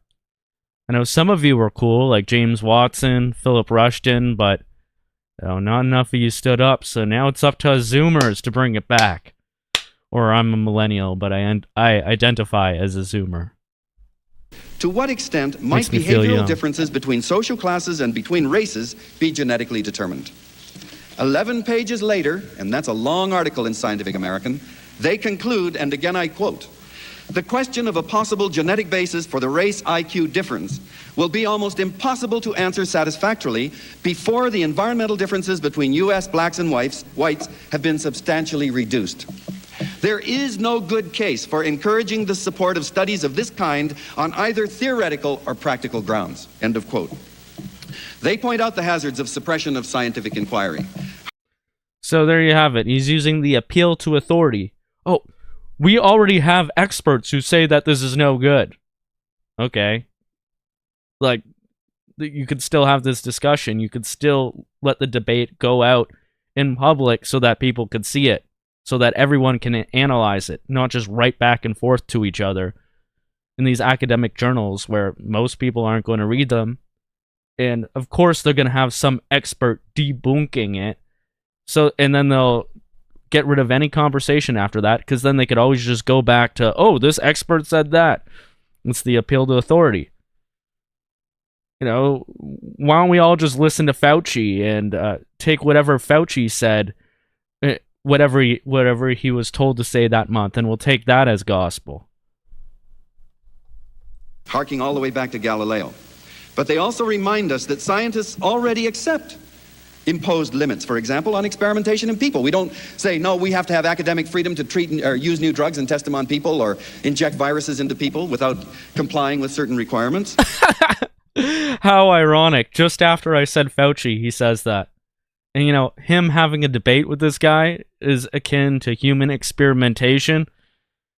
It's literally Mengele. This debate is literally Dr. Joseph Mengele injecting things into people's eyeballs. Or 6 million eyeballs. Or even increasingly on animals. We subscribe to certain rules and regulations on that. Bodmer and Cavalli-Sforza finally conclude, and I quote, in the present racial climate of the U.S., studies on racial differences in IQ, however well-intentioned, could easily be misinterpreted as a form of racism and lead to an unnecessary accentuation of racial tensions.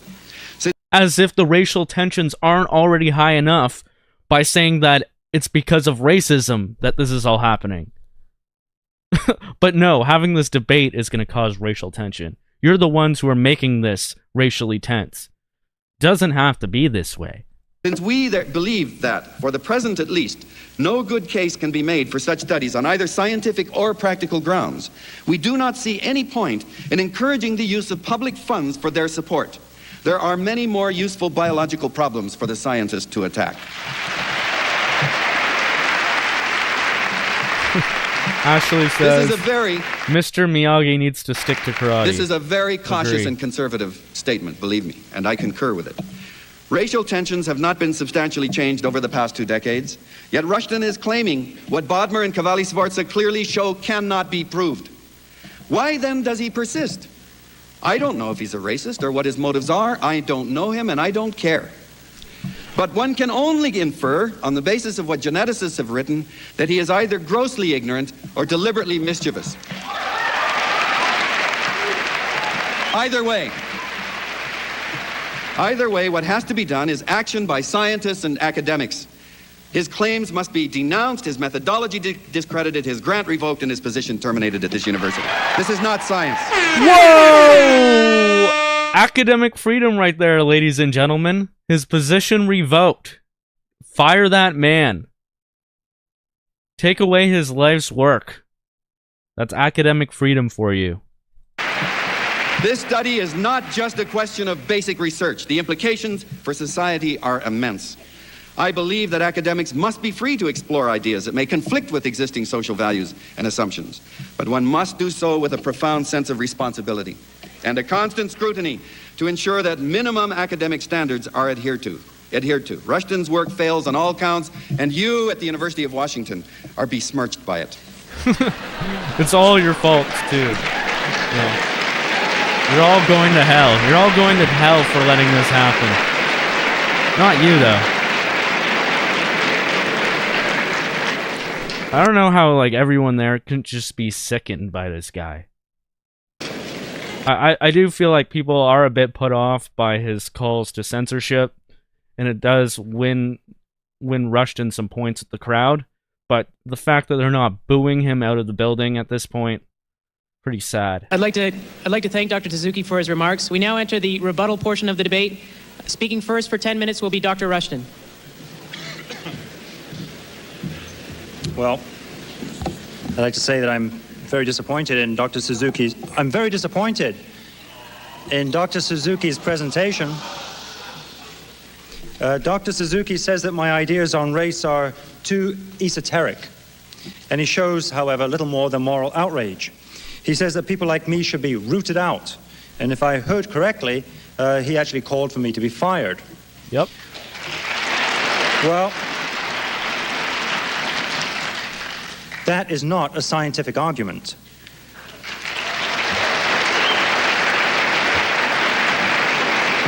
True. I don't know, but there's very much of substance in what he said that I can respond to.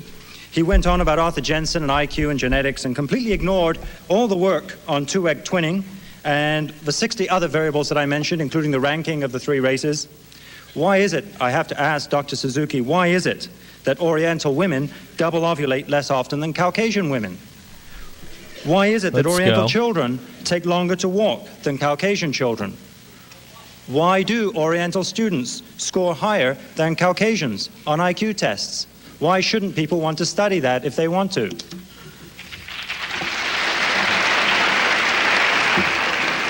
There are a number of ways that members of this audience can test for themselves whether I am right or wrong, whether I am a scientist or not. First, and most easily, they can do a literature search in the library. All you have to do is go to the reference texts, such as Index Medicus, Psychological Abstracts, Science Citation Index, and so on, most of which, by the way, are now computerized, and plug in the key words such as race and sexuality, race and intelligence, race and physical maturation, and then examine the references that emerge. See whether my statements on race are or are not representative of the literature. Have I been selective? Judge for yourselves. Next, you can gather data of your own. While it certainly may be difficult to gather data using IQ tests, it is not difficult to collect informal data on social variables. For example, I have argued that Oriental populations are, on average, less sociable and more cautious than Caucasians and blacks. With a bit of ingenuity, you can probably think up ways to ask questions that measure sociability and cautiousness. For sociability, ask people how many parties they've been to in the last 14 days. Let's go. Now that's science right there. It literally is. Maybe a bit informal. Were they large parties? How many friends do they have? Cut to the Asians. They already know. They already know what's good. They know they don't go to parties. They know they study all the time. You know, a party Were they for large them parties? is a study party. How many friends do they have? She just shakes her head. For cautiousness. Suzuki knows. Suzuki knows. Ask people if they always wear a seatbelt. Don't limit yourself to one question. Ask many questions. What an absolute Chad. Get a representative score. If you think that this is absolutely crazy to suggest, do the studies, do it scientifically, learn how to do the methodology, and then show that the rank ordering that I predict will occur, show that it does not occur. That's science. That disproves me. Moral invective that my opponent has shown doesn't add very much to anything.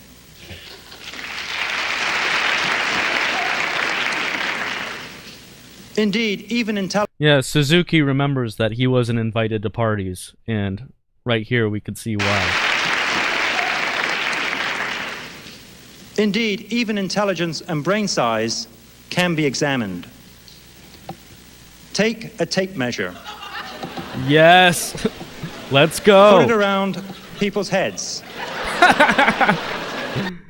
Yes! Measure that skull! Let's go!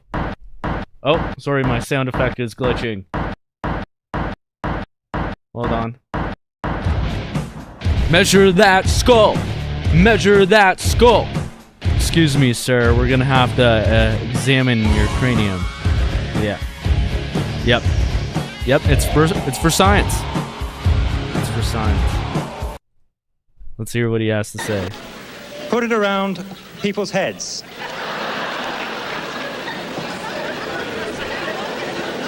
Measure the head circumference.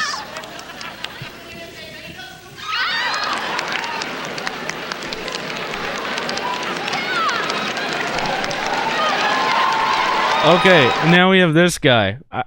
I think that this guy in the crowd that we see here, first of all, let's just inspect his physiognomy. I wish I could zoom in, but I don't know, he looks like a doppelganger for George Soros.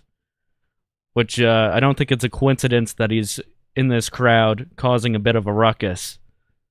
And we see him over and over again throughout this whole debate.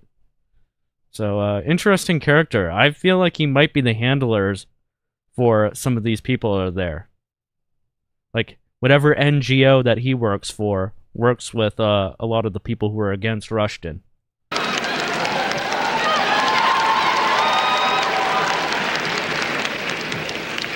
It is a very crude measure indeed. But try, after you've collected that data, relating it to the grades that the students get. Now, I admit you will have to have a large sample, and I admit you may even have to take body size into account. I have done the study twice myself, and I have found a small positive correlation between head size measured externally from around the head, and IQ test scores and grades. Laugh if you want to. Oh, there we go.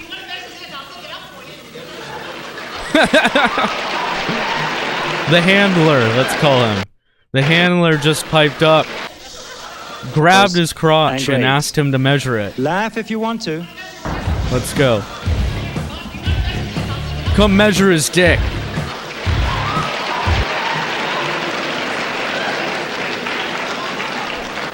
Laugh and make as much ridicule as you like, but the best way to show me that I'm wrong... Now this is a debate. Like, am I right? People grabbing their dicks in the crowd and yelling out to come measure them? You don't see that very often in academia these days. ...is to do the study. That old guy has and a publish small it head. in a scientific journal. I don't know, we gotta measure it. Although getting a handle on genetics is much more difficult, there may even be ways to do this. Ask people who have achieved well let us say university students or their fathers. Okay. Okay. Come on, camera guy. Real funny, camera guy.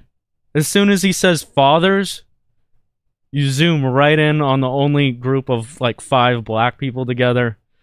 5 black males. Come on. That was uncalled for. Ugh. But, you know, you love to see it. Fathers. Oh, shit. Yo, why they pointing the camera at me, blood? Now ask whether that target person's next youngest brother did as well. Oh, wait. Wait. There is a genetic prediction to be made. The genetic prediction is that Oriental brothers will be more similar in high achievement than, say, Caucasian brothers.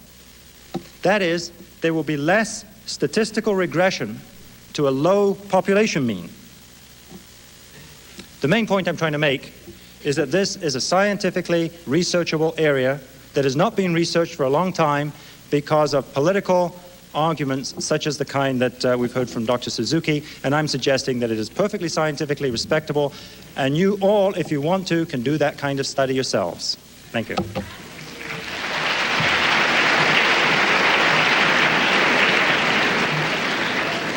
My position was very clear. I didn't choose to discuss the points he raised because I tried to point out very clearly that Bodmer and Cavalli-Sforza indicate that the genetic relationship or the correlation of the genetic basis that allows comparison between races is simply not possible. And I did not hear you rebut that in any way. And that is the definitive work.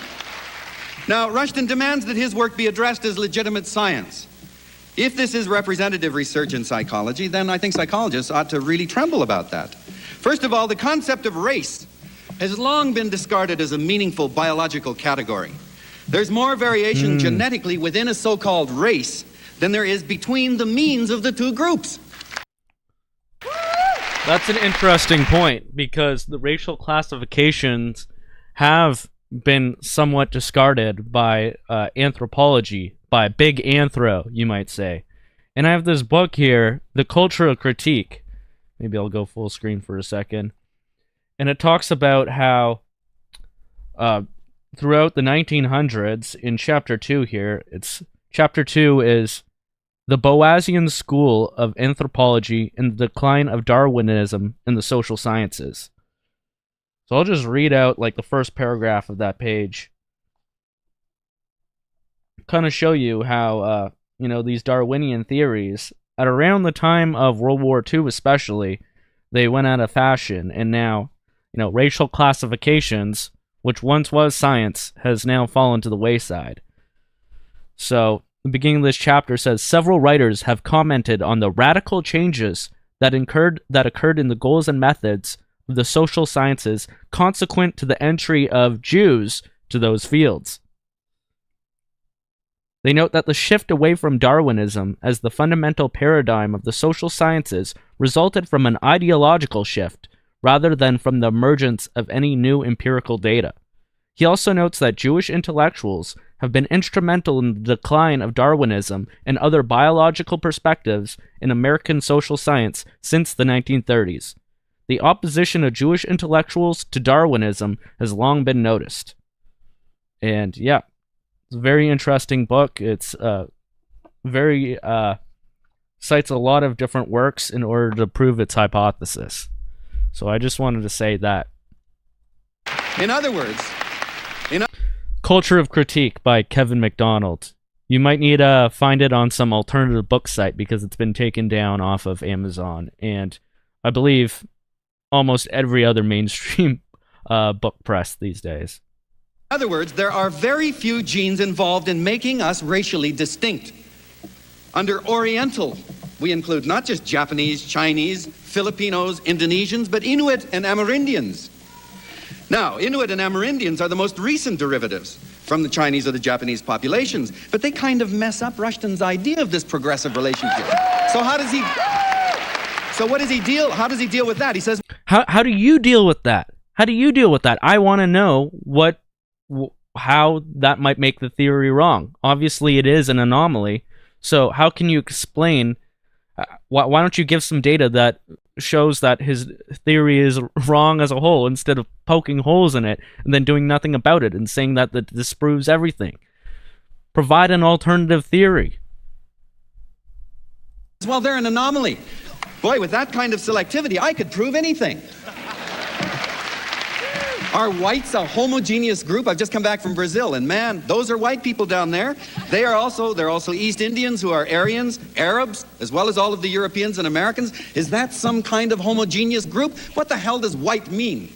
You could say the same about... So now obfuscate what is already obvious to everyone, just intuitively. Blacks. We know that blacks in North America have a lot of white genes in there as well. There's been a lot of crossbreeding there. What is that? Why is that? Maybe partly why the average IQ of blacks in America is 85 compared to around 70 or so in Africa. Does it mean to say these races mean something? And the classes that Rushton thinks are somehow biologically meaningful, litter size. Why not just say family size? Is it supposed to mean that we're like animals? I mean, if we go... Yes, it does. That's exactly what it means. Study the Québécois in Quebec before and after the Quiet Revolution. Jean Chrétien came from a family of over 17. That wasn't unusual. The enormous impact of religion and environment on litter size. I mean, how are we supposed to take this seriously? Yeah, you definitely should take it seriously. And what about... That's an excellent question. We all know that the Québécois, the people who came into Quebec from France, New France, they had massive fertility. In fact, Canada was largely created on the Anglos and especially the French, who had massive amounts of children. In fact, there was actually very little immigration for hundreds of years, and it was just them reproducing, fucking like rabbits. Now, why did they do that? Where does that fall in the R and the K spectrum? Because they definitely created a society that is more adapted to like the K strategy, but they used an R strategy of having lots of sex and procreating to do it. So why don't we figure out what this combination is? Instead, you just use it to tear down something that you don't like. Law breaking and family closeness and sexual behavior. Has he looked at first, second, and third generation immigrants to North America? What is their behavior as they become different people from the original culture? Slice Cube says they might surrender, but they never pull out. Very true of the French. In which their parents grew up. And if there is a genetic basis, what do you do about intermarriage? What happens with the offspring there? Is there any kind of dominance? Do they behave more like Orientals than like whites? Yeah, it's I forget what it's called. I know. Yeah, there are dominant genes. Yes. What happens to white people that go and live in Japan or China?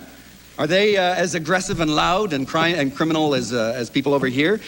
My bet is that the behavior of people in intermarriages or interracial crosses depends on the forcefulness of either parent, which one they resemble, and not race. The overwhelming impression of just looking at immigrants is the incredible plasticity of human beings.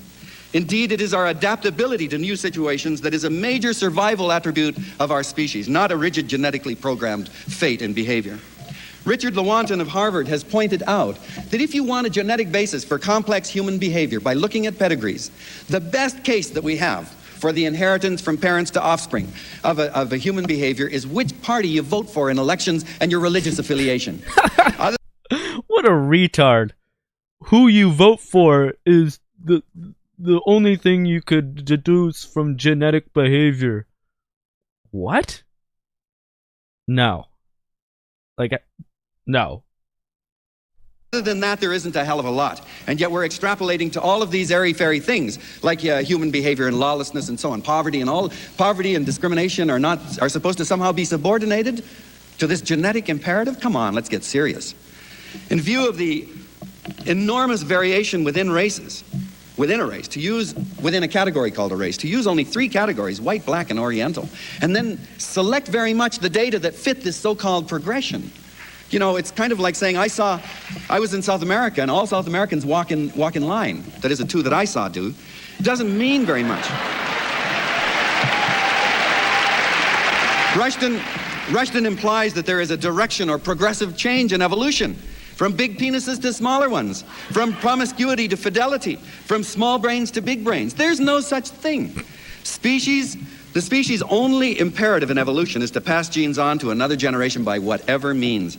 Thus, the degeneration of the eyes in a blind cave newt is just as progressive as the increase in brain size of a mammal. There's no progression.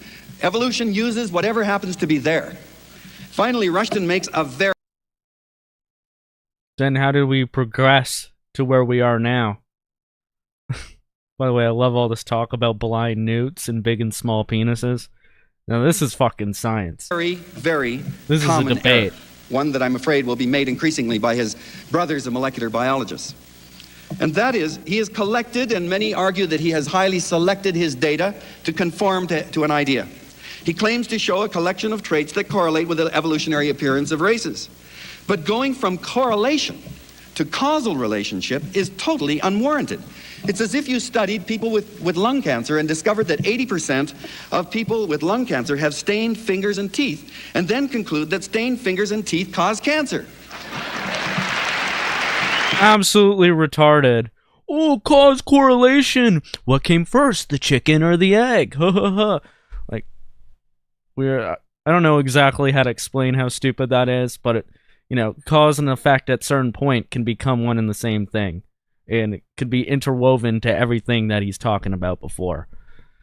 In fact, it probably discredits his argument more that he's using this cause and correlation thing if you actually look into the facts about it. Well, I could go on. The word over these data, they simply are not worth dwelling on because they seem to give legitimacy to what he's claiming. Your response to some of the stuff he was saying is, I mean, I think is indicative of that we must look at this and simply say this isn't science.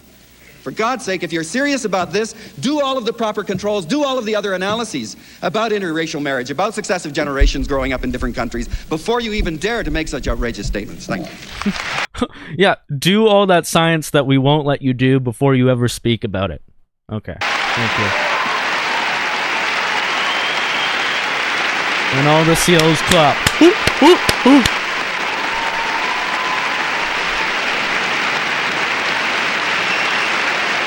Alright, it's gonna get into the question and answer period. There's about 10 questions here, and it really starts to get funny. Gets a bit spicy here. I'm gonna take a quick break.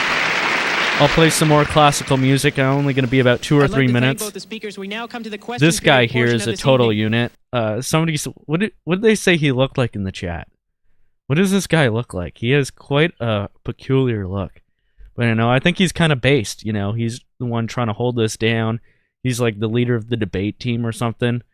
He wants to get to the bottom of this. So much respect to this Chad young white man. We have approximately 45 minutes left. We will be taking questions sequentially from mics 1 through 4. If you please form a line behind a microphone if you're interested in asking a question. A young John Candy. Somebody said a young AJ. Who's AJ? He looks like Babyface? Isn't Babyface like a black rapper or singer? Rosie O'Donnell? I don't know. I think the apple falls pretty far from the tree, at least personality-wise, if that's the case. Brooker T, someone says. To Dr. Rushton, to Dr. Suzuki. Rittenhouse's grandfather? Okay, that's pretty good. Oh, Babyface was a bank robber. Okay, well anyways, I'm gonna put on some music again. We're gonna get a classy. We're now at Part 2 of Robert Schumann's Piano Quintet in E-flat major, Op. 44. So this is operation number 44, Il in modo d'un marcia un poco largamente. I'm going to play it for a couple minutes while we take a quick break, and we'll be right back.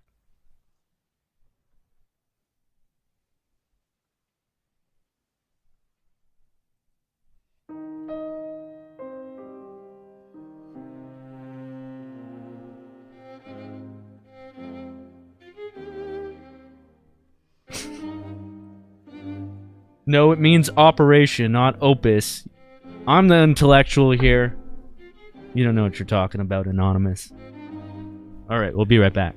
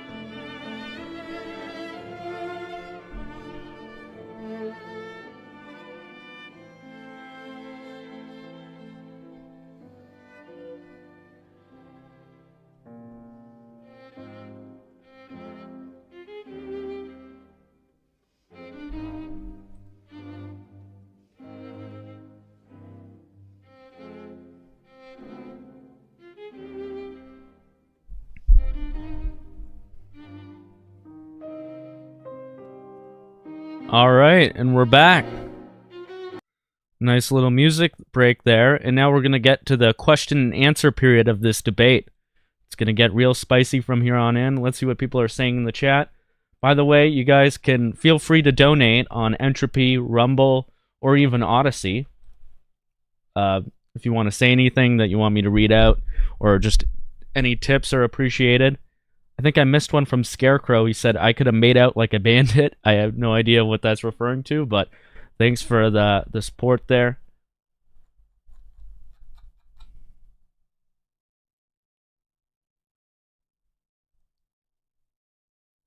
Somebody asked, who's your favorite black classical artist? And somebody asked, is there any? He says, don't think so. All white and Asian. I'm pretty sure that most classical music artists, at least historically, before like the 1900s, were almost all white. And we all know that the Asians who's so good at playing piano and especially violin, you know, they're great musicians, but they're just really interested in the classics made by Europeans, and they're really good at performing them and, you know, repeating them. But it was the creative mind of the white man that originally created these pieces and revolutionized them. So, of course, the Asian is going to be really good at, playing Dragon Force on Guitar Hero on Expert and hitting every single note. You know, he's going to be good at that. But it was our ancestors, the white man, who created these masterpieces in the first place. Not to say that we're superior, though. It's just the way things happen. Oh man, I'm glad to share it with we're glad to share it with the rest of the world. You're welcome. I mean, I didn't have anything to do with it, but you know, I play a little piano from time to time. Anyways, let's get back into it.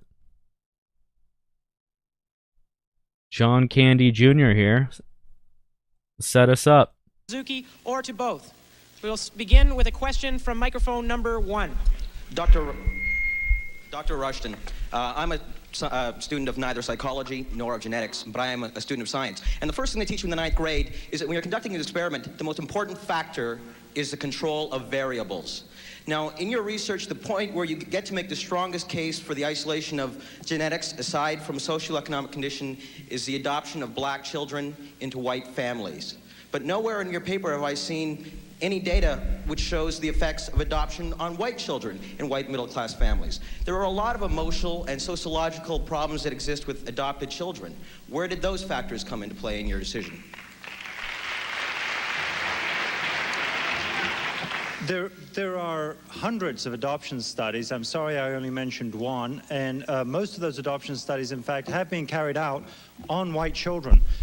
Some of the ones are coming out of Scandinavia, literally have thousands of children who are adopted. And the findings are, it doesn't matter whether you look at longevity, for example, which just came out in the New England Journal of Medicine. Obesity, for example, also came out in the New England Journal of Medicine.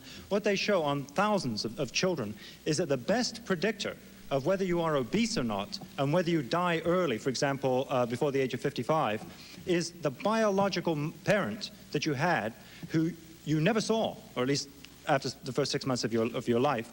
And absolutely no prediction occurs from knowledge of the adopting I don't mean to interrupt, but how did white children adopt? Interesting. So, your birth parents' propensity for obesity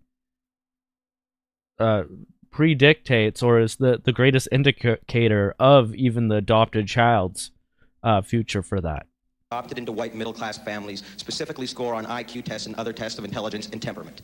Exactly the same thing as for longevity and for obesity. With IQ test scores and for educational achievement, it is compatible with a high heritability. Biological parents are the best predictors of how children perform, not the parents who bring them up for 17 or 20 years. It's a quite amazing finding. And it's a new finding because the first few studies that came out of those adoption studies looked at children when they were 7 or 10 or 13 years of age. And when those studies were published, it really looked like the upbringing environment was important. Now the longer-term studies have been done when these children are 17, 20, and 25, and what you find is that around puberty, around 13 or 14 years of age, the genotype takes over.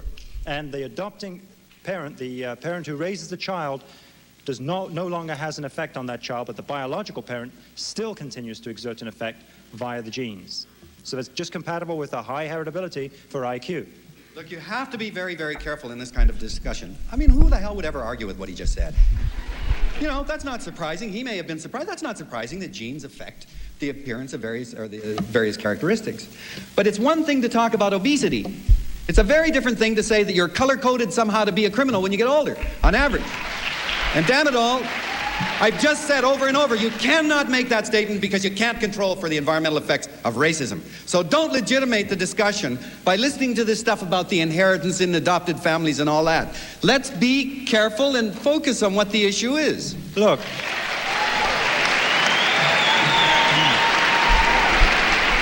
Spurging out more about racism again. Sorry, I'm eating some garlic bread right now. I'm extremely hungry, but I don't want you to hear my garlic bread mukbang, so I'm going to stop now. I'm going to focus on this. The computer that analyzes that data does not know whether the scores pertain to IQ, obesity, longevity, or anything else. If Dr. Suzuki accepts a 50% heritability, how he cannot accept that some of that would generalize to across races is beyond me.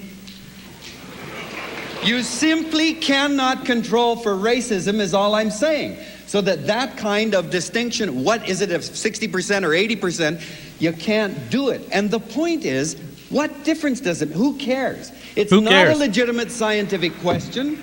You cannot prove one way or the other, so why persist? That's the question.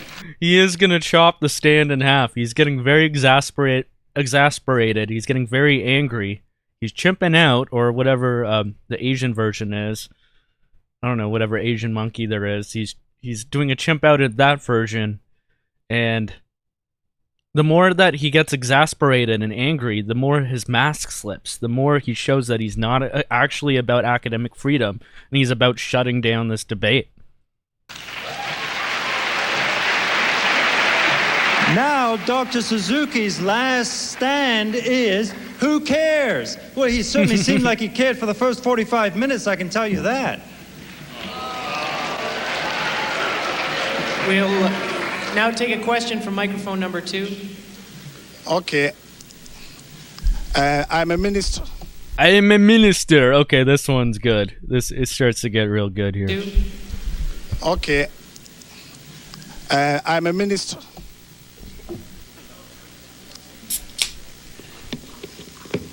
He doesn't know how to use the mic. We're off to a good start. I'm a minister of the United Church in Port Stanley. IQ verified. I must really say that. Oh, a little trouble. I must say that Dr. Rushton is, I believe he's crazy in all that he has said. And to begin with, I've written a few things. I'm going to comment a little bit and then ask you a question.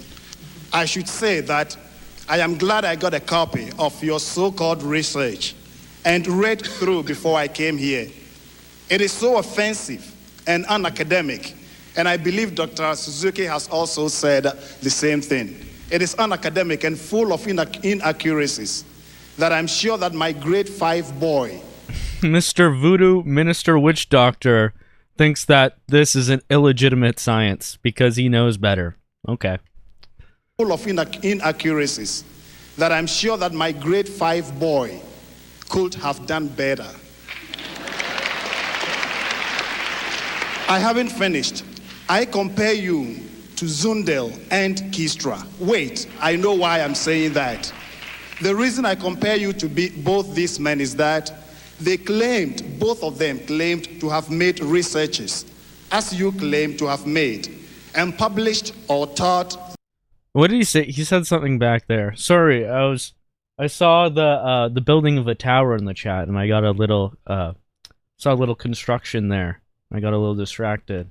Kistra. Wait, I haven't finished. I compare you to Zundel and Kistra. Wait, I know why I'm saying that. Okay, so James Keegstra, he was a teacher in the 1980s in, I believe, a small town in Alberta, and he was the mayor of the town, and he was also a principal and school teacher, and he taught kids what would be considered Holocaust denial. and he got charged under hate crimes legislation for teaching that in the classroom, and he tried to defend himself, and I'm not sure the exact situation and what exactly he said, but there is a movie about it, actually. It's called Evil in Clear River. Now, I might do a watch along with that movie because it is very entertaining. It's some excellent Canadian crap, and it stars, what's his name, the based actor, or kind of the base boomer Trump supporter actor, Randy Quaid. It stars Randy Quaid as the based Holocaust-denying teacher, Mr. Subak, but it's all based on Mr. Skeegstra. And also Zundel, you could go look up Ernst Zundel. He's one of the most prolific historical Holocaust revisionists that ever lived. So he had a huge clown show trial in the 80s, 90s, and I think he eventually got deported to Germany, where he spent many years in jail for his views. So you can imagine what he's calling for when he brings up names like that. The reason I compare you to both these men is that both of them claimed to have made researches, as you claim to have made, and published they made or researches? taught the offensive results of their research. If Zundel could be prosecuted, and if Keystra could be barred from teaching such hateful views, why could you not be prosecuted or barred from teaching your derogatory, unfounded, distasteful so-called research? Is this not so a go clear to jail, indication basically, of the two systems that Canada faces now? One for the powerful and one for the not so powerful? Or is it because you are supported and protected by a university president who even encourages you to teach such views? Very ironic, considering what I showed earlier about them completely denouncing and defaming him up after his death like a bunch of cowards. You are the one with power here. You are the one who is getting clapped, getting total applause for saying that this guy should be put in jail. He's barely hanging on by a thread here. This professor is just barely keeping his job, even though what he is doing is actual scientific research. Unlike this minister here. You talk about the prevalence of divorce, numerous illegitimate children, and high incidence of crime among the black population in the United States and elsewhere, as compared with other races. You continue to say that this is based on the inherent traits of the black race. Do you know what ghettoizing people does to the people? Do you know that? Well, is it cause or correlation? Could you please get to your question? Yeah. The microphones are for questions. Thank you very much. Okay, could I ask my question now? Yes, you may. What I'm saying is, I wish you could have studied as part of your research the differences in crime rate, divorce, and others between blacks in the ghettos and those in the middle and upper classes.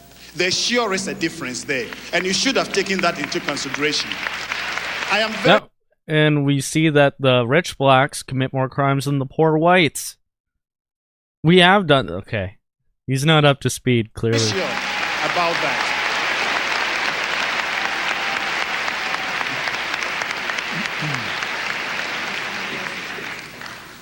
To conclude, I would just say that my son, who is the only black boy, the only non-white in his class, he's 10 years. He asked me just 2 nights ago, Daddy, does it mean that I am the dumbest person in my class just because of you?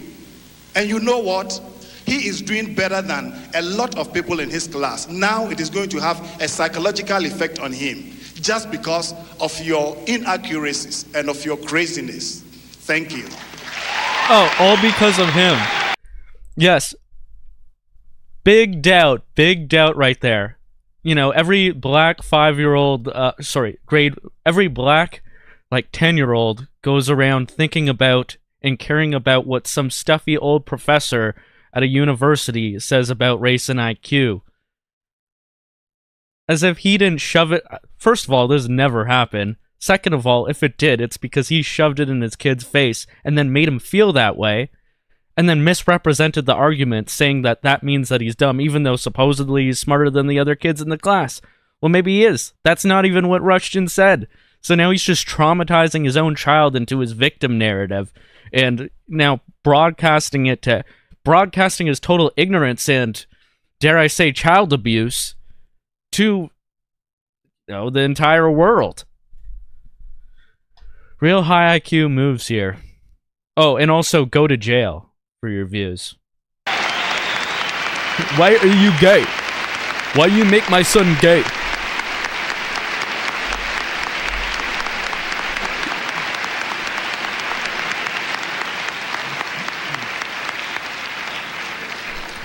And yeah, look at the positioning of the handler character behind him. Yeah, he's proud.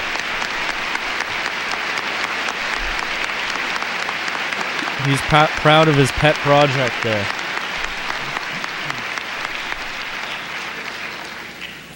I guess since there was no question asked there, we'll go to microphone number 3. Chad, moderator, with the... I'd like to ask everybody, please, nice that jab. the microphones are there for questions. Please ask questions and questions only, and you can address them to either of the debaters up here. Thank you.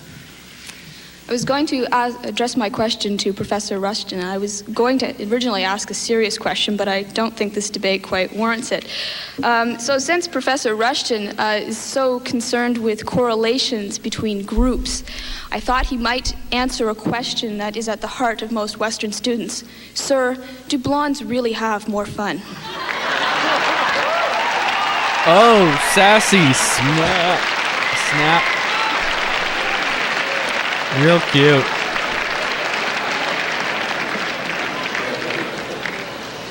I don't know, but you're probably a bigger whore than...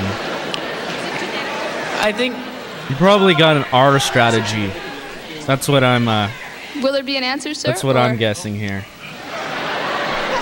Sorry, can you repeat the question? Sir, any of your studies, or perhaps you might like to undertake a study, since you like to study things such as size of penis, testes, vulva, vagina, clitoris, and ovaries. Perhaps you would like to measure that vulva. Let's go. Get those. We're gonna inspect your ovaries and we're gonna measure them. Okay, this is for science, lady. And yes, we will find out if blondes have more fun. Although I don't know if it's gonna be very fun for you. But yes, we're gonna measure all the dicks. We're gonna count all the ovums. We're turning over all the ovums. We're gonna get to the bottom of this, lady. Study things such as size of penis, testes, vulva, vagina, clitoris, and ovaries. Perhaps you would like to undertake a study of do blondes have more fun? Yes. I'll put it on my agenda for things to study. Thanks. It's kind of a funny question, though. I guess we'll go to number 4 now, please. We don't want this to degenerate. Please keep your questions serious. It's getting pretty if you degenerate. can. You're right. My question is for Dr. Suzuki, and you were saying that you didn't want to legitimize his stance by being here and by having this publicized to the public. Now, I'm just wondering if you think that everybody believes what they read in the papers, what anybody tells them, or do they make informed decisions on what is around them, and do their parents actually affect what they hear, as in children? And in the case of university students, are we not here to view things from both perspectives? Now, whether he is right or wrong, don't you think we should have information from both sides, being university students, to make informed decisions, rather you stating your opinion up there? There we go. First, like, somewhat based question of the night. And I applaud her. Like, I don't think it was, like, very articulate, but I could imagine she's very nervous. It sounds like she's trembling and just trying to step over the ideological landmine that it is, and how she could be ostracized by her peers for, seeming too into the speaker, right? But no, it was a good question in the end. And it seems like Ashley is saying she has a Asian lady mullet. So yeah, this woman isn't even a white supremacist, supposedly. She's Asian. information from both sides, being university students, to make informed decisions. Rather, you stating your opinion up there. She has the nice sassy arm pose. Quiet and dignified. I think the exciting part of university is certainly being not like a exposed to a blonde. broad range of ideas, you know, from the kooks on one side to the jerks and crazies on the other. Say gooks? And Did you just say gooks? What the? On one side, university is being exposed to a broad range of The ideas. gooks on. Is he a self-hating Asian? The kooks on one side to the jerks and crazies on the other. And I probably fall on one end and Rushton's on the other. I don't know. Sure. I didn't he said want to spooks. come here. Okay. I told the students that over and over, but they told me that they didn't feel they could respond to him. They didn't have the clout. They weren't professors. They didn't have PhDs. And that they were being hammered by this, that in the press it was saying this and that, and academics were saying this, but no one would come and discuss. Now, quite frankly, I wish it had all blown over at the AAAS meetings in San Francisco. I had the article that he submitted there for weeks. I didn't want to do anything on it. But it was the students asking and no one having the whatever it takes to appear, that finally I felt that it couldn't be ignored because it had already become a public event. Now, the problem one always has, whether it's talking gotta speed it up. the Rushtons or the Shockleys or the Jensens or whoever, Remember Shockley? Based. is that one, as a media broadcaster, always worries, do you legitimize the person by putting him on? Because by virtue of having him on a program, it seems as if this thing is worth paying attention to. And all of the people who are really on the borderline, you know, especially if you have someone who's a Nobel Prize winner or even a professor at a university, you say, well, gee, this professor said this, you know, that affects people. And so one wonders about that. I think this is just bad science. There's no reason to have a public debate about it because it's not science. Well, I felt that there wasn't really a debate on the issue because I wanted to hear both sides of the story. Now, I've heard a lot about Dr. Rushton's, and I wanted to hear your viewpoint as a genetic. I thought I did that talking about the distribution of IQ scores, which is at the very heart of his argument. And what I said is, I urge you again to listen to what I said about Bodmer and Cavalli-Sforza, that you can show heritability of IQ scores, but you can't legitimately compare the difference between them. And that applies from IQ scores to all of these so-called complex behavioral traits. But he already rebutted that. He already said that, like, it would have a specific correlation if that were the case. And now he's not going any further expounding upon that, proving why that's wrong. Instead, he's always reverting back to his appeal to authority with that one study, or that one research paper, funded obviously by institutions that have invested interest in keeping this racism hoax alive. There you have it. It's as simple as that. Okay, but you have your views, and he has his Sorry, views. I say that as a geneticist. Okay, but I came here to get informed information so I could decide, and I think a lot of the university students are intelligent. You're not going to get any informed screen out what is information crazy and what from is him. not, and be able to decide for ourselves. Like, I didn't feel that this was a debate. Now take a question from microphone number 1. Okay, first off, I would like to say that I am offended by the basis of this work, Dr. Rushton. Okay, is this guy? Who is this guy? Okay, no. Sorry, I thought it was a different guy. I know that you. First off, I would listen. like to say that I am offended by the basis of this work, Dr. Rushton, and I know that you requested this evening that we not talk about the ethical issues, but I think, as Dr. Suzuki has said, it's impossible to divorce science and ethics. I think that you made a politically bad decision when you made such an announcement in San Francisco, and whether you have any political feelings or motivations, it showed a blatant disregard for those type of people who've been struggling against racism and hatred all their lives because of the environment. Now, I would like to... This guy's gonna get laid later with some nice blonde liberal pussy. You know, he's making all the right moves, but you know, is he really gonna learn something? Probably not. Ask you a question that was posed to a class of mine the other day, and it goes to the effect of whether you had any sort of racial bias going into the study and why this sort of study is going on. Now, let's suppose, and for the sake of the audience and my safety getting back to the seat, this is a purely hypothetical question. Let's suppose that your theory is true. What are you recommending? Are you recommending sweeping policy changes For instance, for education, are you recommending that we now only admit Orientals and some whites who are above average and no blacks, or maybe the opposite? Or can you tell me what are you recommending for immigration policies, for fighting crime, etc.?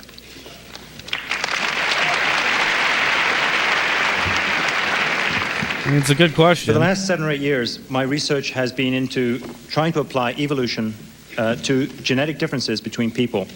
About 20% of that research is concerned with race differences. The other 80% is concerned with sex differences and social class differences and just individual differences, all of which are also contentious issues.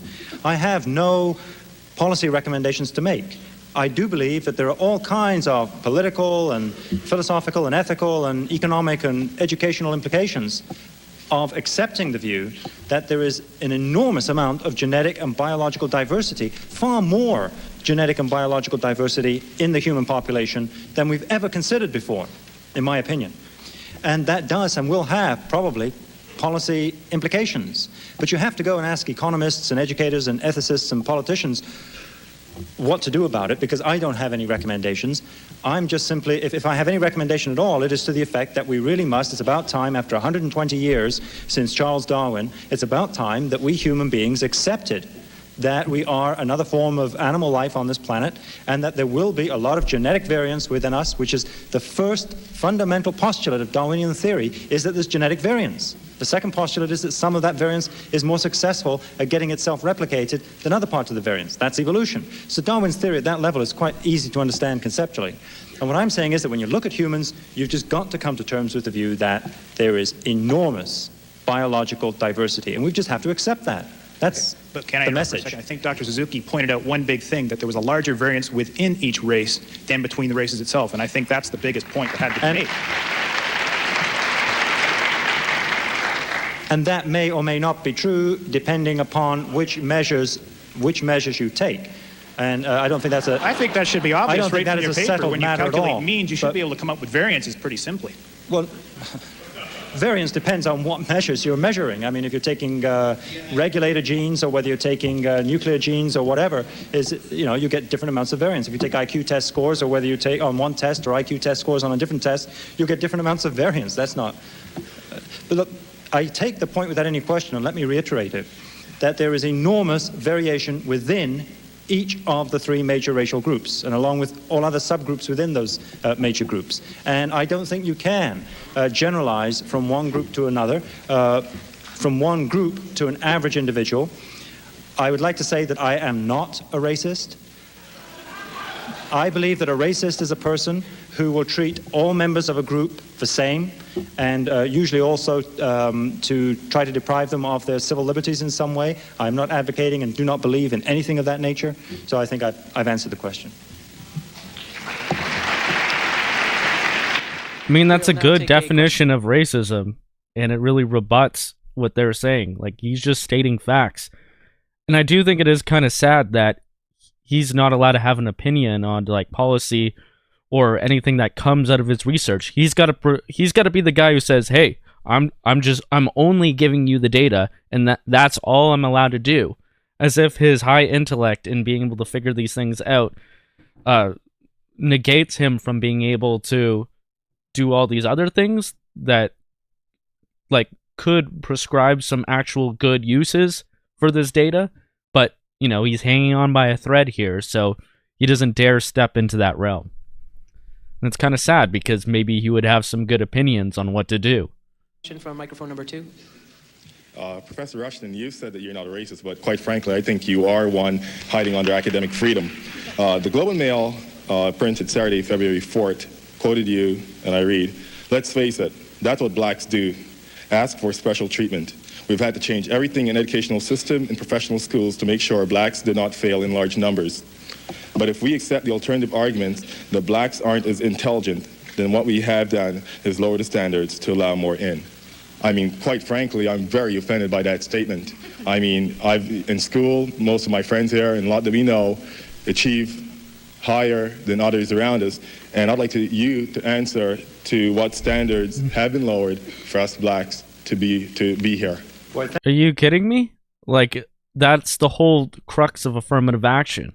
Of course, they'll couch it by saying that, oh, it's because you were affected by racism, which may have had a point maybe 50, 70 years ago, still may not have been a good idea to have affirmative action at all whatsoever.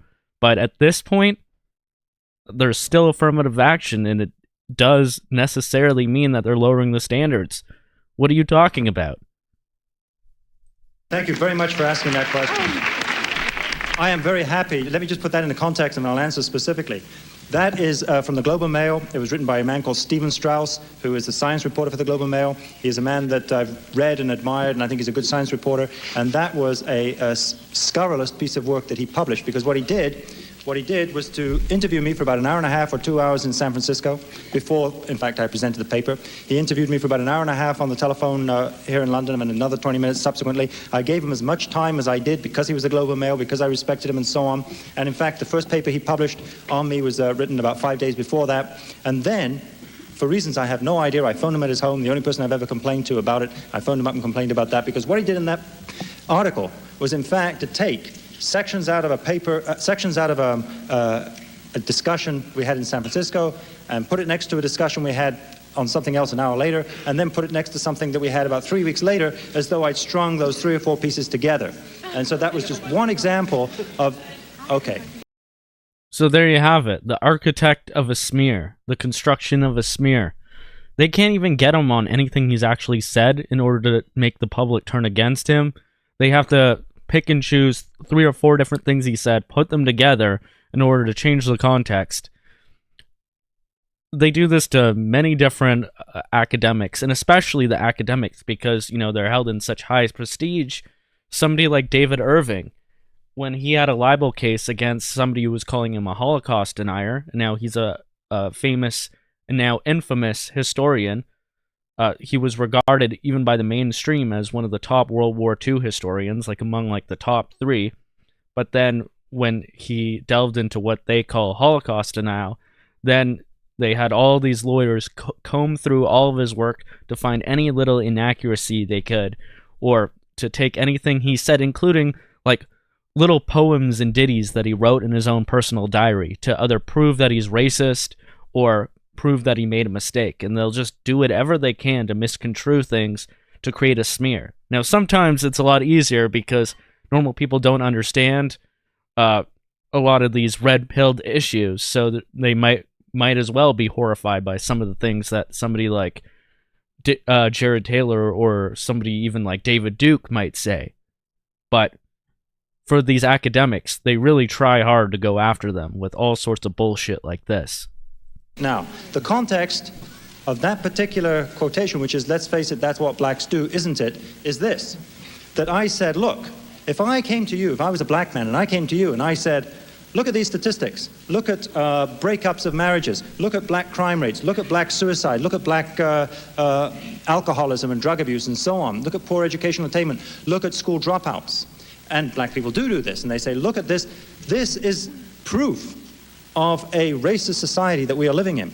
And indeed, this is good evidence that we've got to do something about it. In fact, the Supreme Court of the United States has more or less used that kind of evidence, what they call adverse effect, I believe it's called, as evidence for either affirmative action programs or alleviation of suffering, Head Start programs, and a whole range of social programs. So my point to Strauss was that, of course, that's what blacks do. They use these statistics and interpret them one way, quite reasonably. I'm taking exactly the same statistics, adding in a lot of other variables, but interpreting it to genetic and evolutionary mechanisms, and that is what people are finding completely unacceptable. So I stand by the argument. I do not remotely stand by the context in which that scurrilous piece of work appeared. Well, primarily this is a Globe and Mail and this is in Canada. And I would, still, you had not answered it, these are all your words. Even though they may have been taken out of context, the fact is that you still said them. And what I'm trying to ask is, in what ways have standards been lowered to, especially in Canada, because we're here right now, so that blacks can get into our schools and professional systems? My stand has been consistently not to comment on policies. You can come up to me and say, what do you think about South Africa? I'll do it for you. It's the lower test scores. You don't need as high test scores to get into university. You could use your black experience as one of the other relevant qualifications for you getting into university. In fact, the story behind why you should be in a university when you're writing your application, it's used by all sorts of different groups. Like, for example, Jewish people to get into Harvard. You know, if you're the descendant of a Holocaust survivor, that's an inspiring story for how you're going to do great activism once you finally get into Harvard.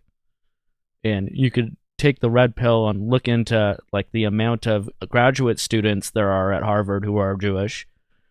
And you could see affirmative action even there, even though supposedly their IQ is so high.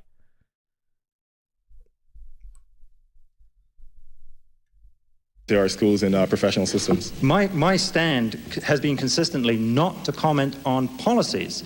You can come up to me and say, what do you think about South Africa? What do you think about immigration? What do you think about the school system? What do you think should be done about crime?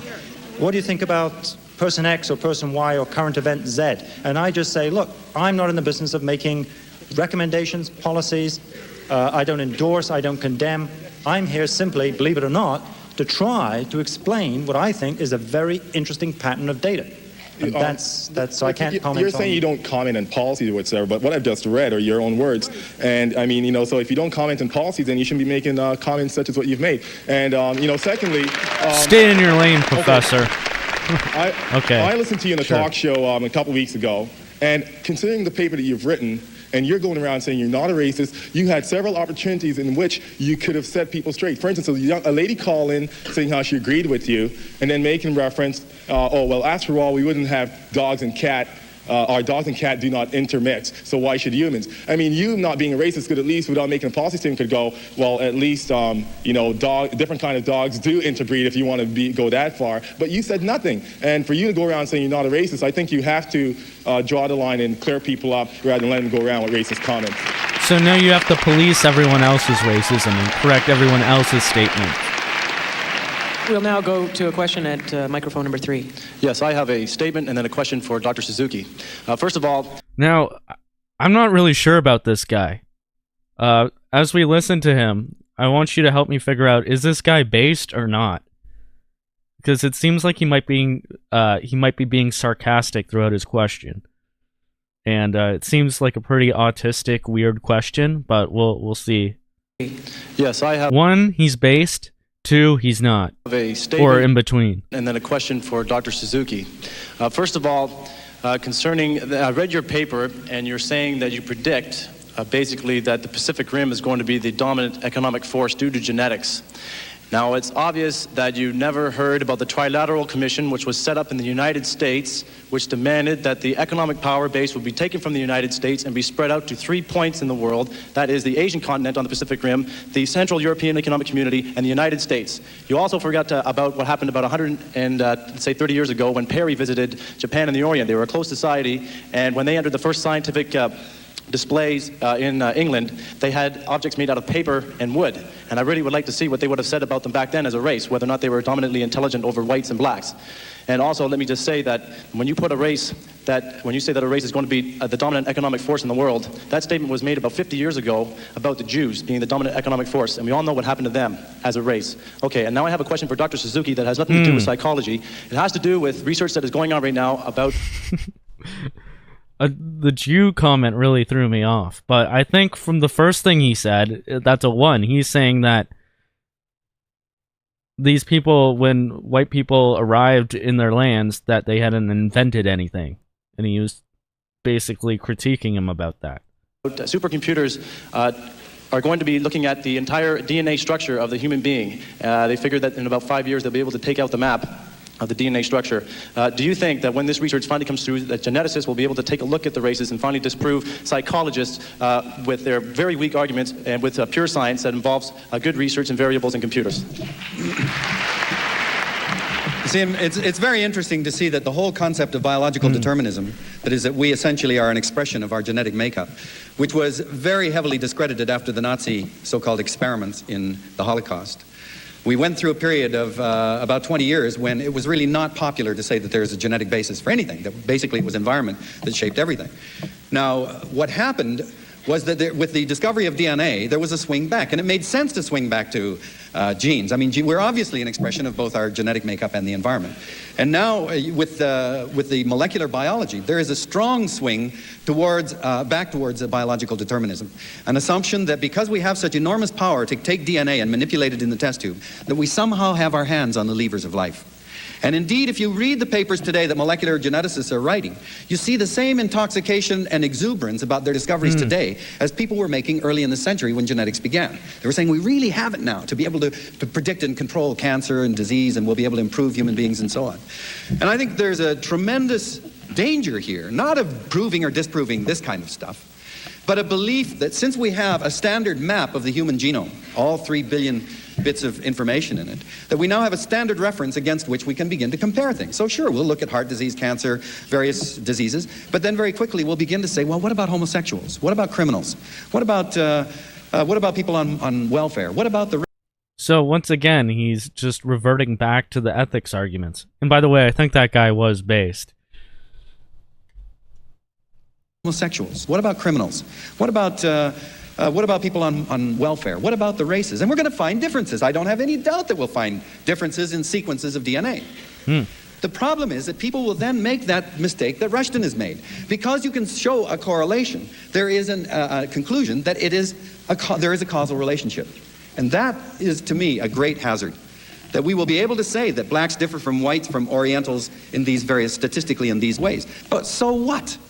It's like saying so blacks have black skin and whites have whiter skin and Orientals have yellower skin. So what? Doesn't mean anything. You can't jump from that quickly to very complex traits like how many children you have or how shy you are or whether you really like to get laid a lot. I mean, all of these things.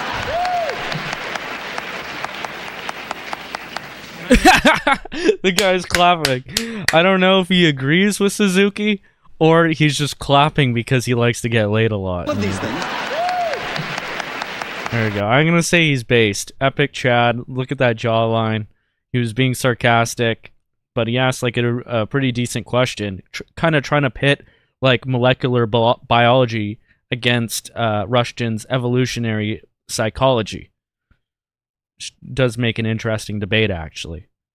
And it does lead into the debate about designer babies. Like, is that a good thing going forward into the future? At what part does eugenics become something that's unethical? Obviously, we live eugenics every day of our life. We live dysgenics every day of our life. Why would we want to engage in dysgenics? Obviously, we want to move towards eugenicism, but I would assume that we would want to do it ethically, right? And like not trample on other people's rights. But in order to come to that conclusion, we have to have the right data and we have to be able to discuss it. But obviously, they just have this racism hoax. They're trying to depopulate Western nations of the European peoples.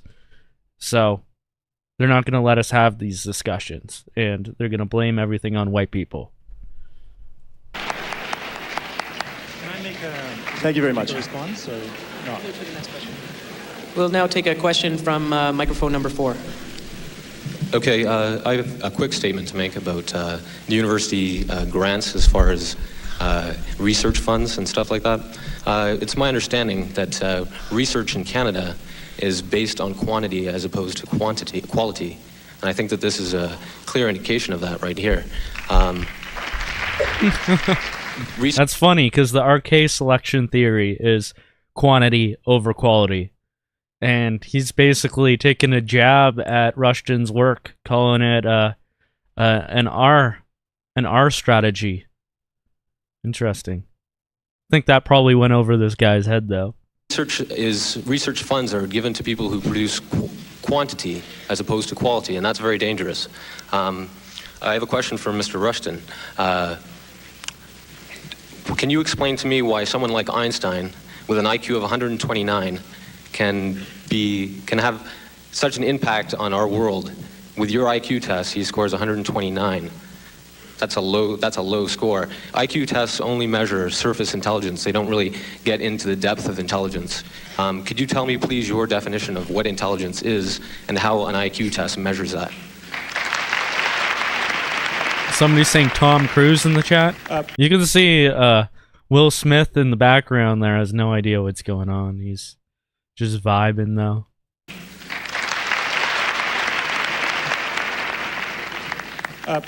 Did you say Einstein with an IQ of 129, by the way? Yes, I believe he did. Okay. Well, 129 is 2 standard deviations above the mean. That's only 2% of the population. That's not a low IQ by any means at all. Oh, I'm not saying that it's low, but it's certainly not above average. He didn't make Mensa. Well, in any case, what is intelligence and how do IQ tests measure it and so on? Well, I mean, this is a long and involved question, and those of you who are taking Psych 20, I noticed that you'll be taking the intelligence chapter in the introductory psychology textbook in about 2 weeks. For the layman, please tell me what intelligence is. Most of the current, my own view is that probably intelligence ultimately is something that springs from the efficiency or speed with which the brain can process information. The efficiency and speed in which the brain can process information. And obviously complete tasks and solve complex problems. And create societies, create industrialization. There's a reason why Africa, with an average IQ of 70 or so, has produced the results it has, and then you look in Western nations and European peoples or Asian people, and they have different results. Is it cause or correlation? Is it cause or correlation? It doesn't matter. It's all part of the same chain at that point. The same chain of cause and effect. As well as the sheer amount of information that it can store and process. So ultimately, I would put it down to some kind of physiological brain-based effect. But of course, we can only measure that, as we can only measure anything, imperfectly. But I should say that this misconception about how bad IQ tests are really is a misconception. They are far from perfect, but they're pretty good predictors, and they're pretty good predictors for black people just as they are for white people. So that black people who score with IQs of 129 like Einstein are going to do very well in university, thank you very much indeed. Even within the same family, there are studies coming now out of, say, places like Detroit, where you can go into a black family and you will see a fair amount of variability among the children. So that some children may have an IQ as low as, let's say, 70. Another child may have an IQ of 85. And another child may have an IQ of, say, 105. Now, the child with an IQ of 105 does very well in the school system. The child with an IQ of 85 has some troubles and may even have some brushes with the law. But the child with an IQ of 70 in that same family probably does not do well at school at all and has a lot of trouble with the law. So these things are not unpredictive. We have time for about 2 more questions. We'll go to a question from microphone number 1. Hello, I'm from Canadian University Press, and I have a question for Dr. Rushton. So another journalist from the mainstream here. It's a 2-part question, actually, and it addresses the Pioneer Fund. How did you get involved with the Pioneer Fund? How much fund? Could you repeat that? I didn't hear you. Okay, the Pioneer Fund. How did you get involved with the Pioneer Fund? How much funding did you get, and for how long? Well, So she's trying to find out where the money is and get everyone canceled. Great intellectual debate here. Great scientific question. Certainly not going to tell you how much money I've received from them, but I can tell you that the Pioneer Fund has come under a lot of scurrilous attack. They're racist, according to a lot of people, because they have funded Arthur Jensen. And Arthur Jensen, by definition to a lot of people, is a racist. Therefore, purely circular way, the Pioneer Fund's racist, and I must be a racist for taking money from them. It works the other way around too. Now that I'm judged to be a racist, the Pioneer Fund's judged to be a racist. And so it goes. The Pioneer Fund was set up, I believe, originally it was actually set up in 1937. It started funding in 1961. It does not have a political agenda. It's not allowed to have a political agenda. It only funds, or primarily funds, people in universities. I know a lot of excellent first-rate scientists that I'm extremely happy to be associated with who receive money from them, and if they're not too embarrassed by all of this that's happened, I will continue to accept money from them. How long have you been receiving funding from them? About 4 or 5 years. And you won't give the amount? Sorry? You won't give the amount? I won't tell you the amount, no. Okay, thank you. It's not all that much, I can tell you that.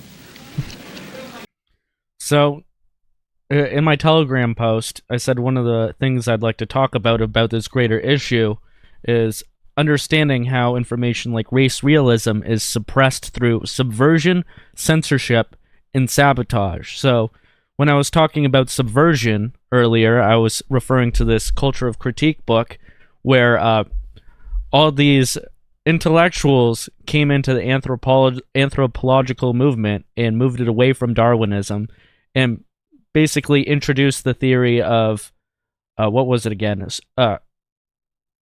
Relativism, cultural relativism, meaning that every different culture, every different group, race has a blank slate, and it's all just culture and not race. It's not biological, which is obviously untrue and goes against like all the facts that were already established beforehand, but it's obviously an ideological subversion, and it was an agenda that came about like during and after World War II.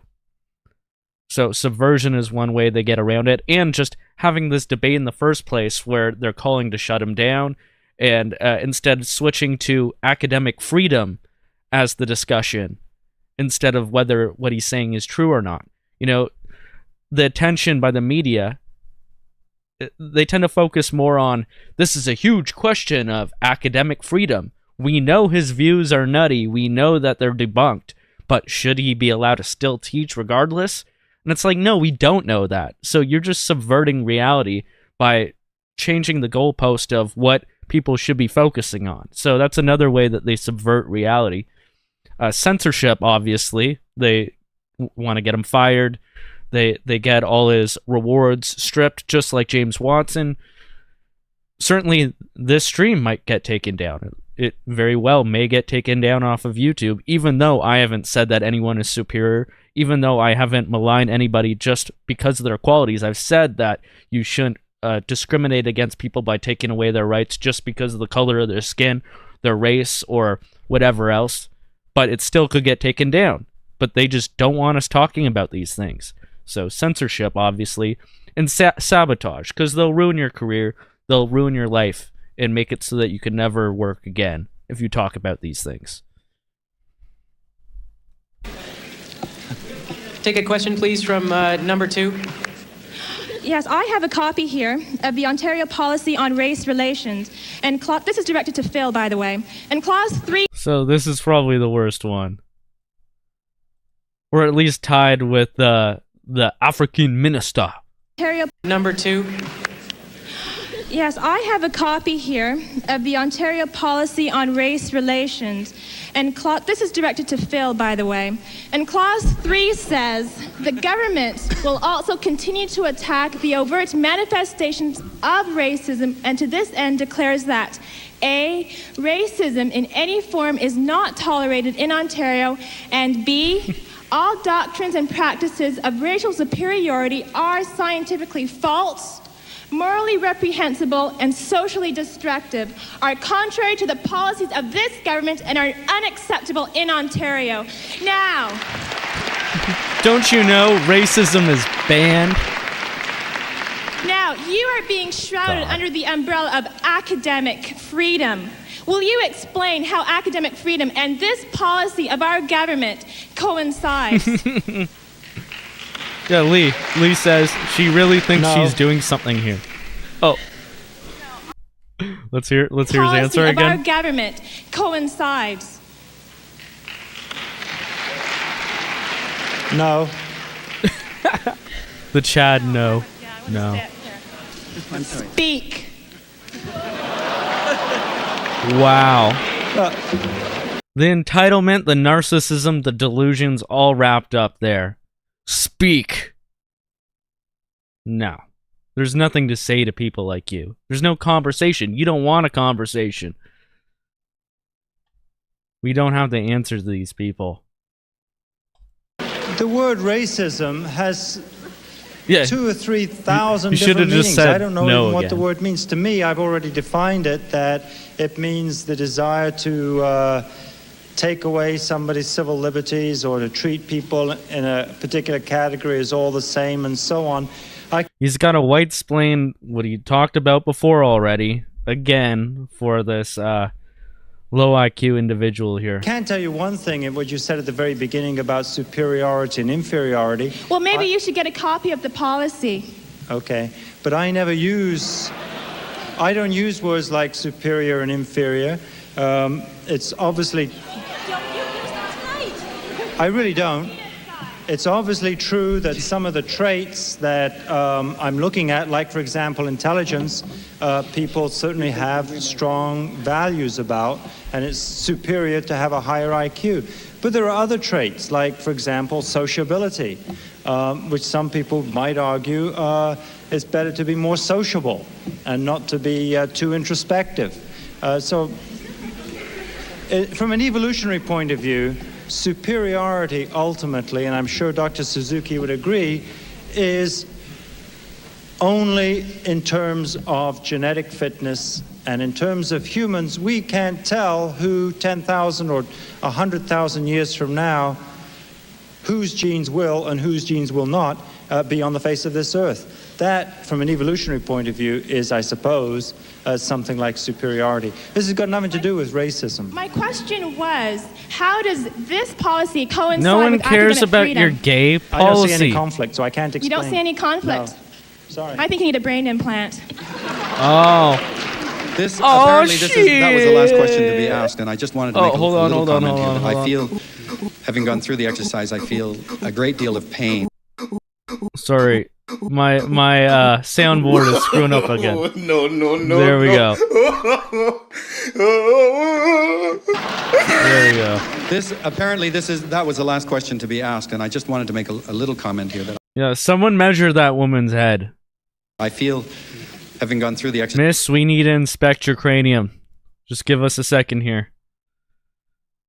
I feel a great deal of pain as an academic myself. Because to think that in 1989, an academic can claim that he's just searching for truth, and that the responsibility for what is done with that truth is society's. I mean, we've heard this for a long time, and since physicists saw the result of theoretical physics and nuclear bombs, since we've seen chemical and biological... So this is like a nuclear bomb. Yeah, sure, okay. Warfare. Scientists have realized, many of them, that you simply can't deal or act as if you're dealing with research in a vacuum. You're getting public funding to do this work, and the implications are enormous. And the idea that I'm just searching for truth, and what you do with that in a society in which racism is rampant. I'm not saying he's a racist, I don't know. But in a society in which racism is rampant, to suggest that it's my right as an academic to simply give you the truth is something we ought to think about. And I think every academic here, I challenge you. You see the pain coming out in these questions. These are not trivial conclusions he's coming to. These are not trivial suggestions. They impinge on people's lives, and they affect them and their children. And I call on academics to stand up.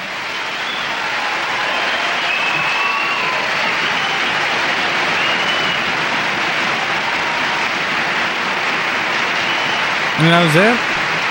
I think that's it.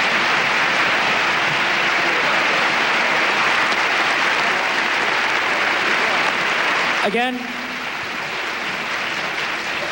on behalf of this... I'm sorry, sir. Oh, I think there's one last spurg out. Sorry, sir. Oh, there he is again, the handler. Return of the handler. Sorry, let me get the... Where is it? What's the handler theme? There we go. The handler. Excuse me, sir. Sir, what are you doing, sir? I'm sorry, sir. On behalf of this... Sir? I'm sorry, sir. Sir, what are you doing, sir? Please sit down.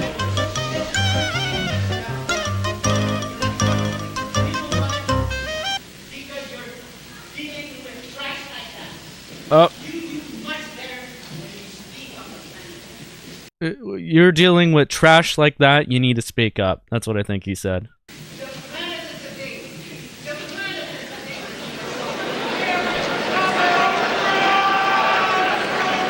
You gotta make one last stand. On behalf of the University Students' Council, I'd like to thank everybody for coming out tonight.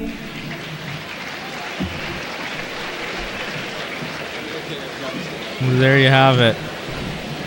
John, you did a good job, John Candy Jr. You know, they really don't make them like this anymore. When was the last time you saw a good debate on a university campus about something that controversial?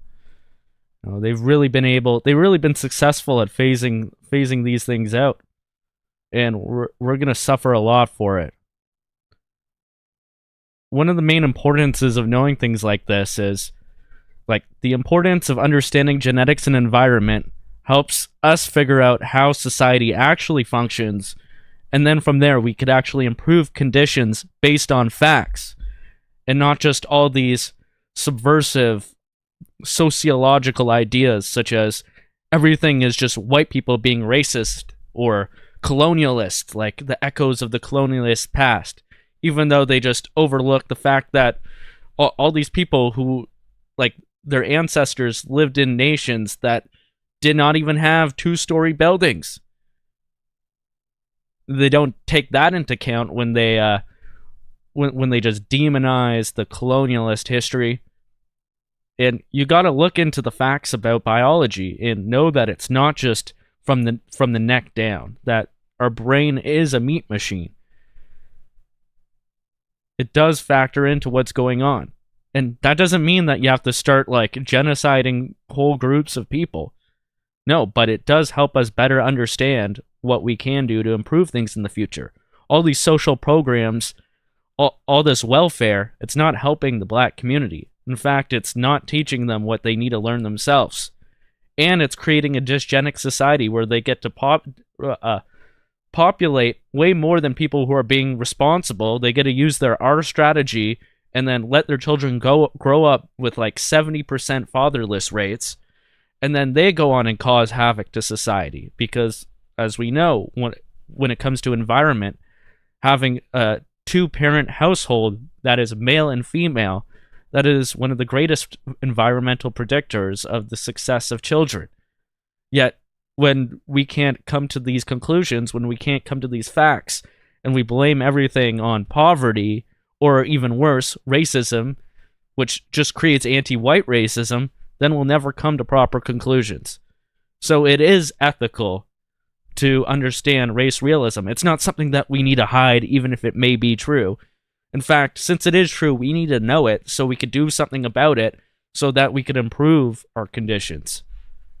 And yes, there may be people who try to use it in a bad way, who say that since some people are smarter than others, that you should genocide them. But then we should have these ethical debates, and then we should figure out how to counter something like that. And yes, maybe it will make some people feel uncomfortable, and maybe it will empower some people to make decisions, like, say, some white people may not want to have their entire community taken over by, like, blacks. You don't get access to people. You don't have that right. There's so many different conversations that could be had. Or maybe they do have that right. These are all the ethical conversations that should be had after we get the solid facts down. So there's that, and I talked about the censorship of it all. And there is an importance to have a revival of this kind of intelligentsia, of this academic excellence. Now, it seems very difficult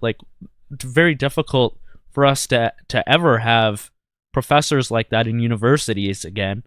Like I said before, Professor Ricardo Duchesne, he is probably one of the last real political dissidents that was doing a lot of great work at a University of New Brunswick. And he got ousted from his position in, I believe, 2019. There are a few good professors that are still working. I think Professor David Haskell comes to mind. But even he doesn't push the envelope to, like, the degree where they'd come after him like they come after somebody like Rushton or Duchesne. And that kind of academic excellence, all these James Watsons of the world, that really does bring the conversation to a new level, and it does necessarily bring the attention that it needs. But it's difficult because they're never going to let you get to that point. Like, how do you fix this?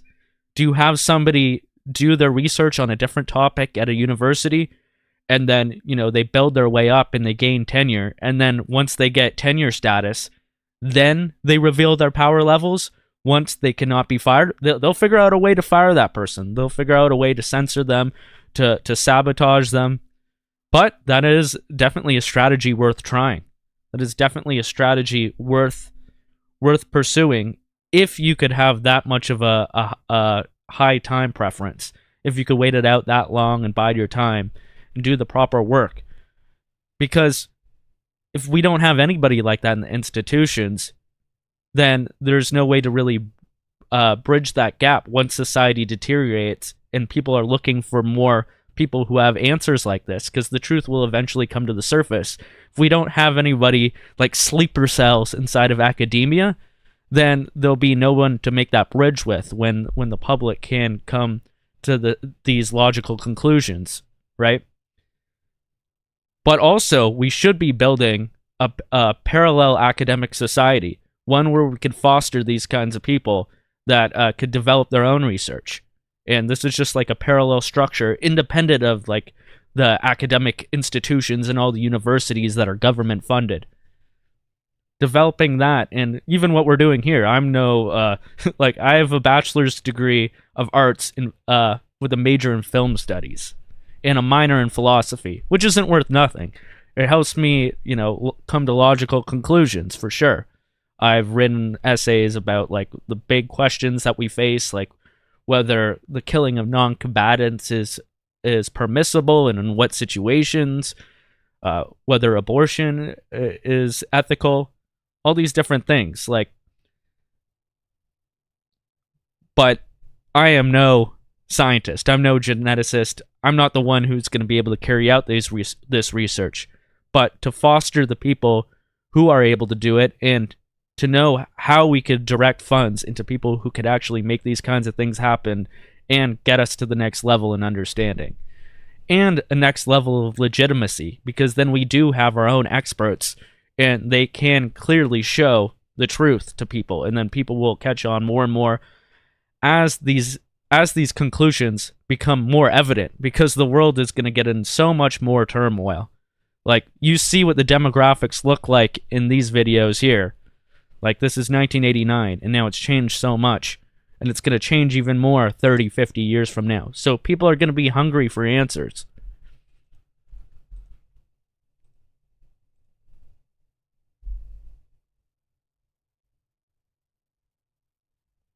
Now I'm just reading the chat. I'm about to wrap it up here. I think we've been going for about 3 hours now. I think it was a really entertaining, informative stream. On Entropy, we got Scarecrow with another donation, thank you, saying, what happens to universities now? Can they be resurrected, or are there other alternatives? Well, perfect, I just answered that question, and what my opinion on it was. Yeah, we got to create our own parallel universities, basically. And along with all the other activism going on, it's all very important. Each person can do their own part. And throwing back to Professor Ricardo Duchesne, he actually has a website, eurocanadians.ca, where they have a lot of user-submitted essays where people, they kind of brainstorm some of the different things that they can do to create more understanding of these controversial issues. So going to a website like that and even contributing to it, you could even do it anonymously. Eventually, we're all going to have to go face out and, face the music and really fight for what's right, but it's a good place to start there. And one thing you can do to start is get out a tape measure, walk up to some people outside and go, excuse me, sir, we're going to have to inspect your cranium. And then you measure that shit and you write it down, because that's science. And then we're going to go around to all the Asians, all the blacks, all the Hispanics, all the Inuit, and we're going to measure their penises. And we're going to count their ovaries. And we're going to inspect every crevice of their bodies, because that's science, and we want to get to the answers here. We're throwing it back to the good old days where you could do and say anything. But guess what? That's the ingenuity it took. The ingenuity it took in order to build the society that we all now take for granted. Hell yeah. You gonna tell me that I can't measure your dick, sir? Fuck you, this is science. Alright, thank you all for coming out. It's been a real edgy show. Anonymous in the chat says, I'll do cranium. Thanks. Yeah, okay. We'll start with the craniums, and then we'll develop a better system for all the genital measurements and the counting of ovums and, all the labia stuff. But anyways, thank you all for coming out. Throw out some slashes to all of you. It was great having you. And I'm going to play you guys out on some more classical music. Here's to Robert Schumann.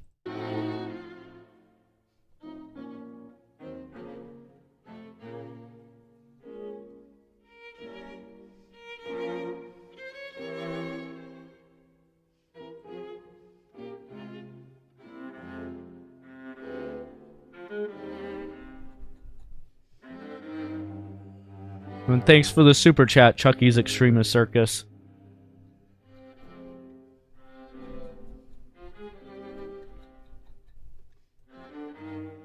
And thank you too, Diagoyam.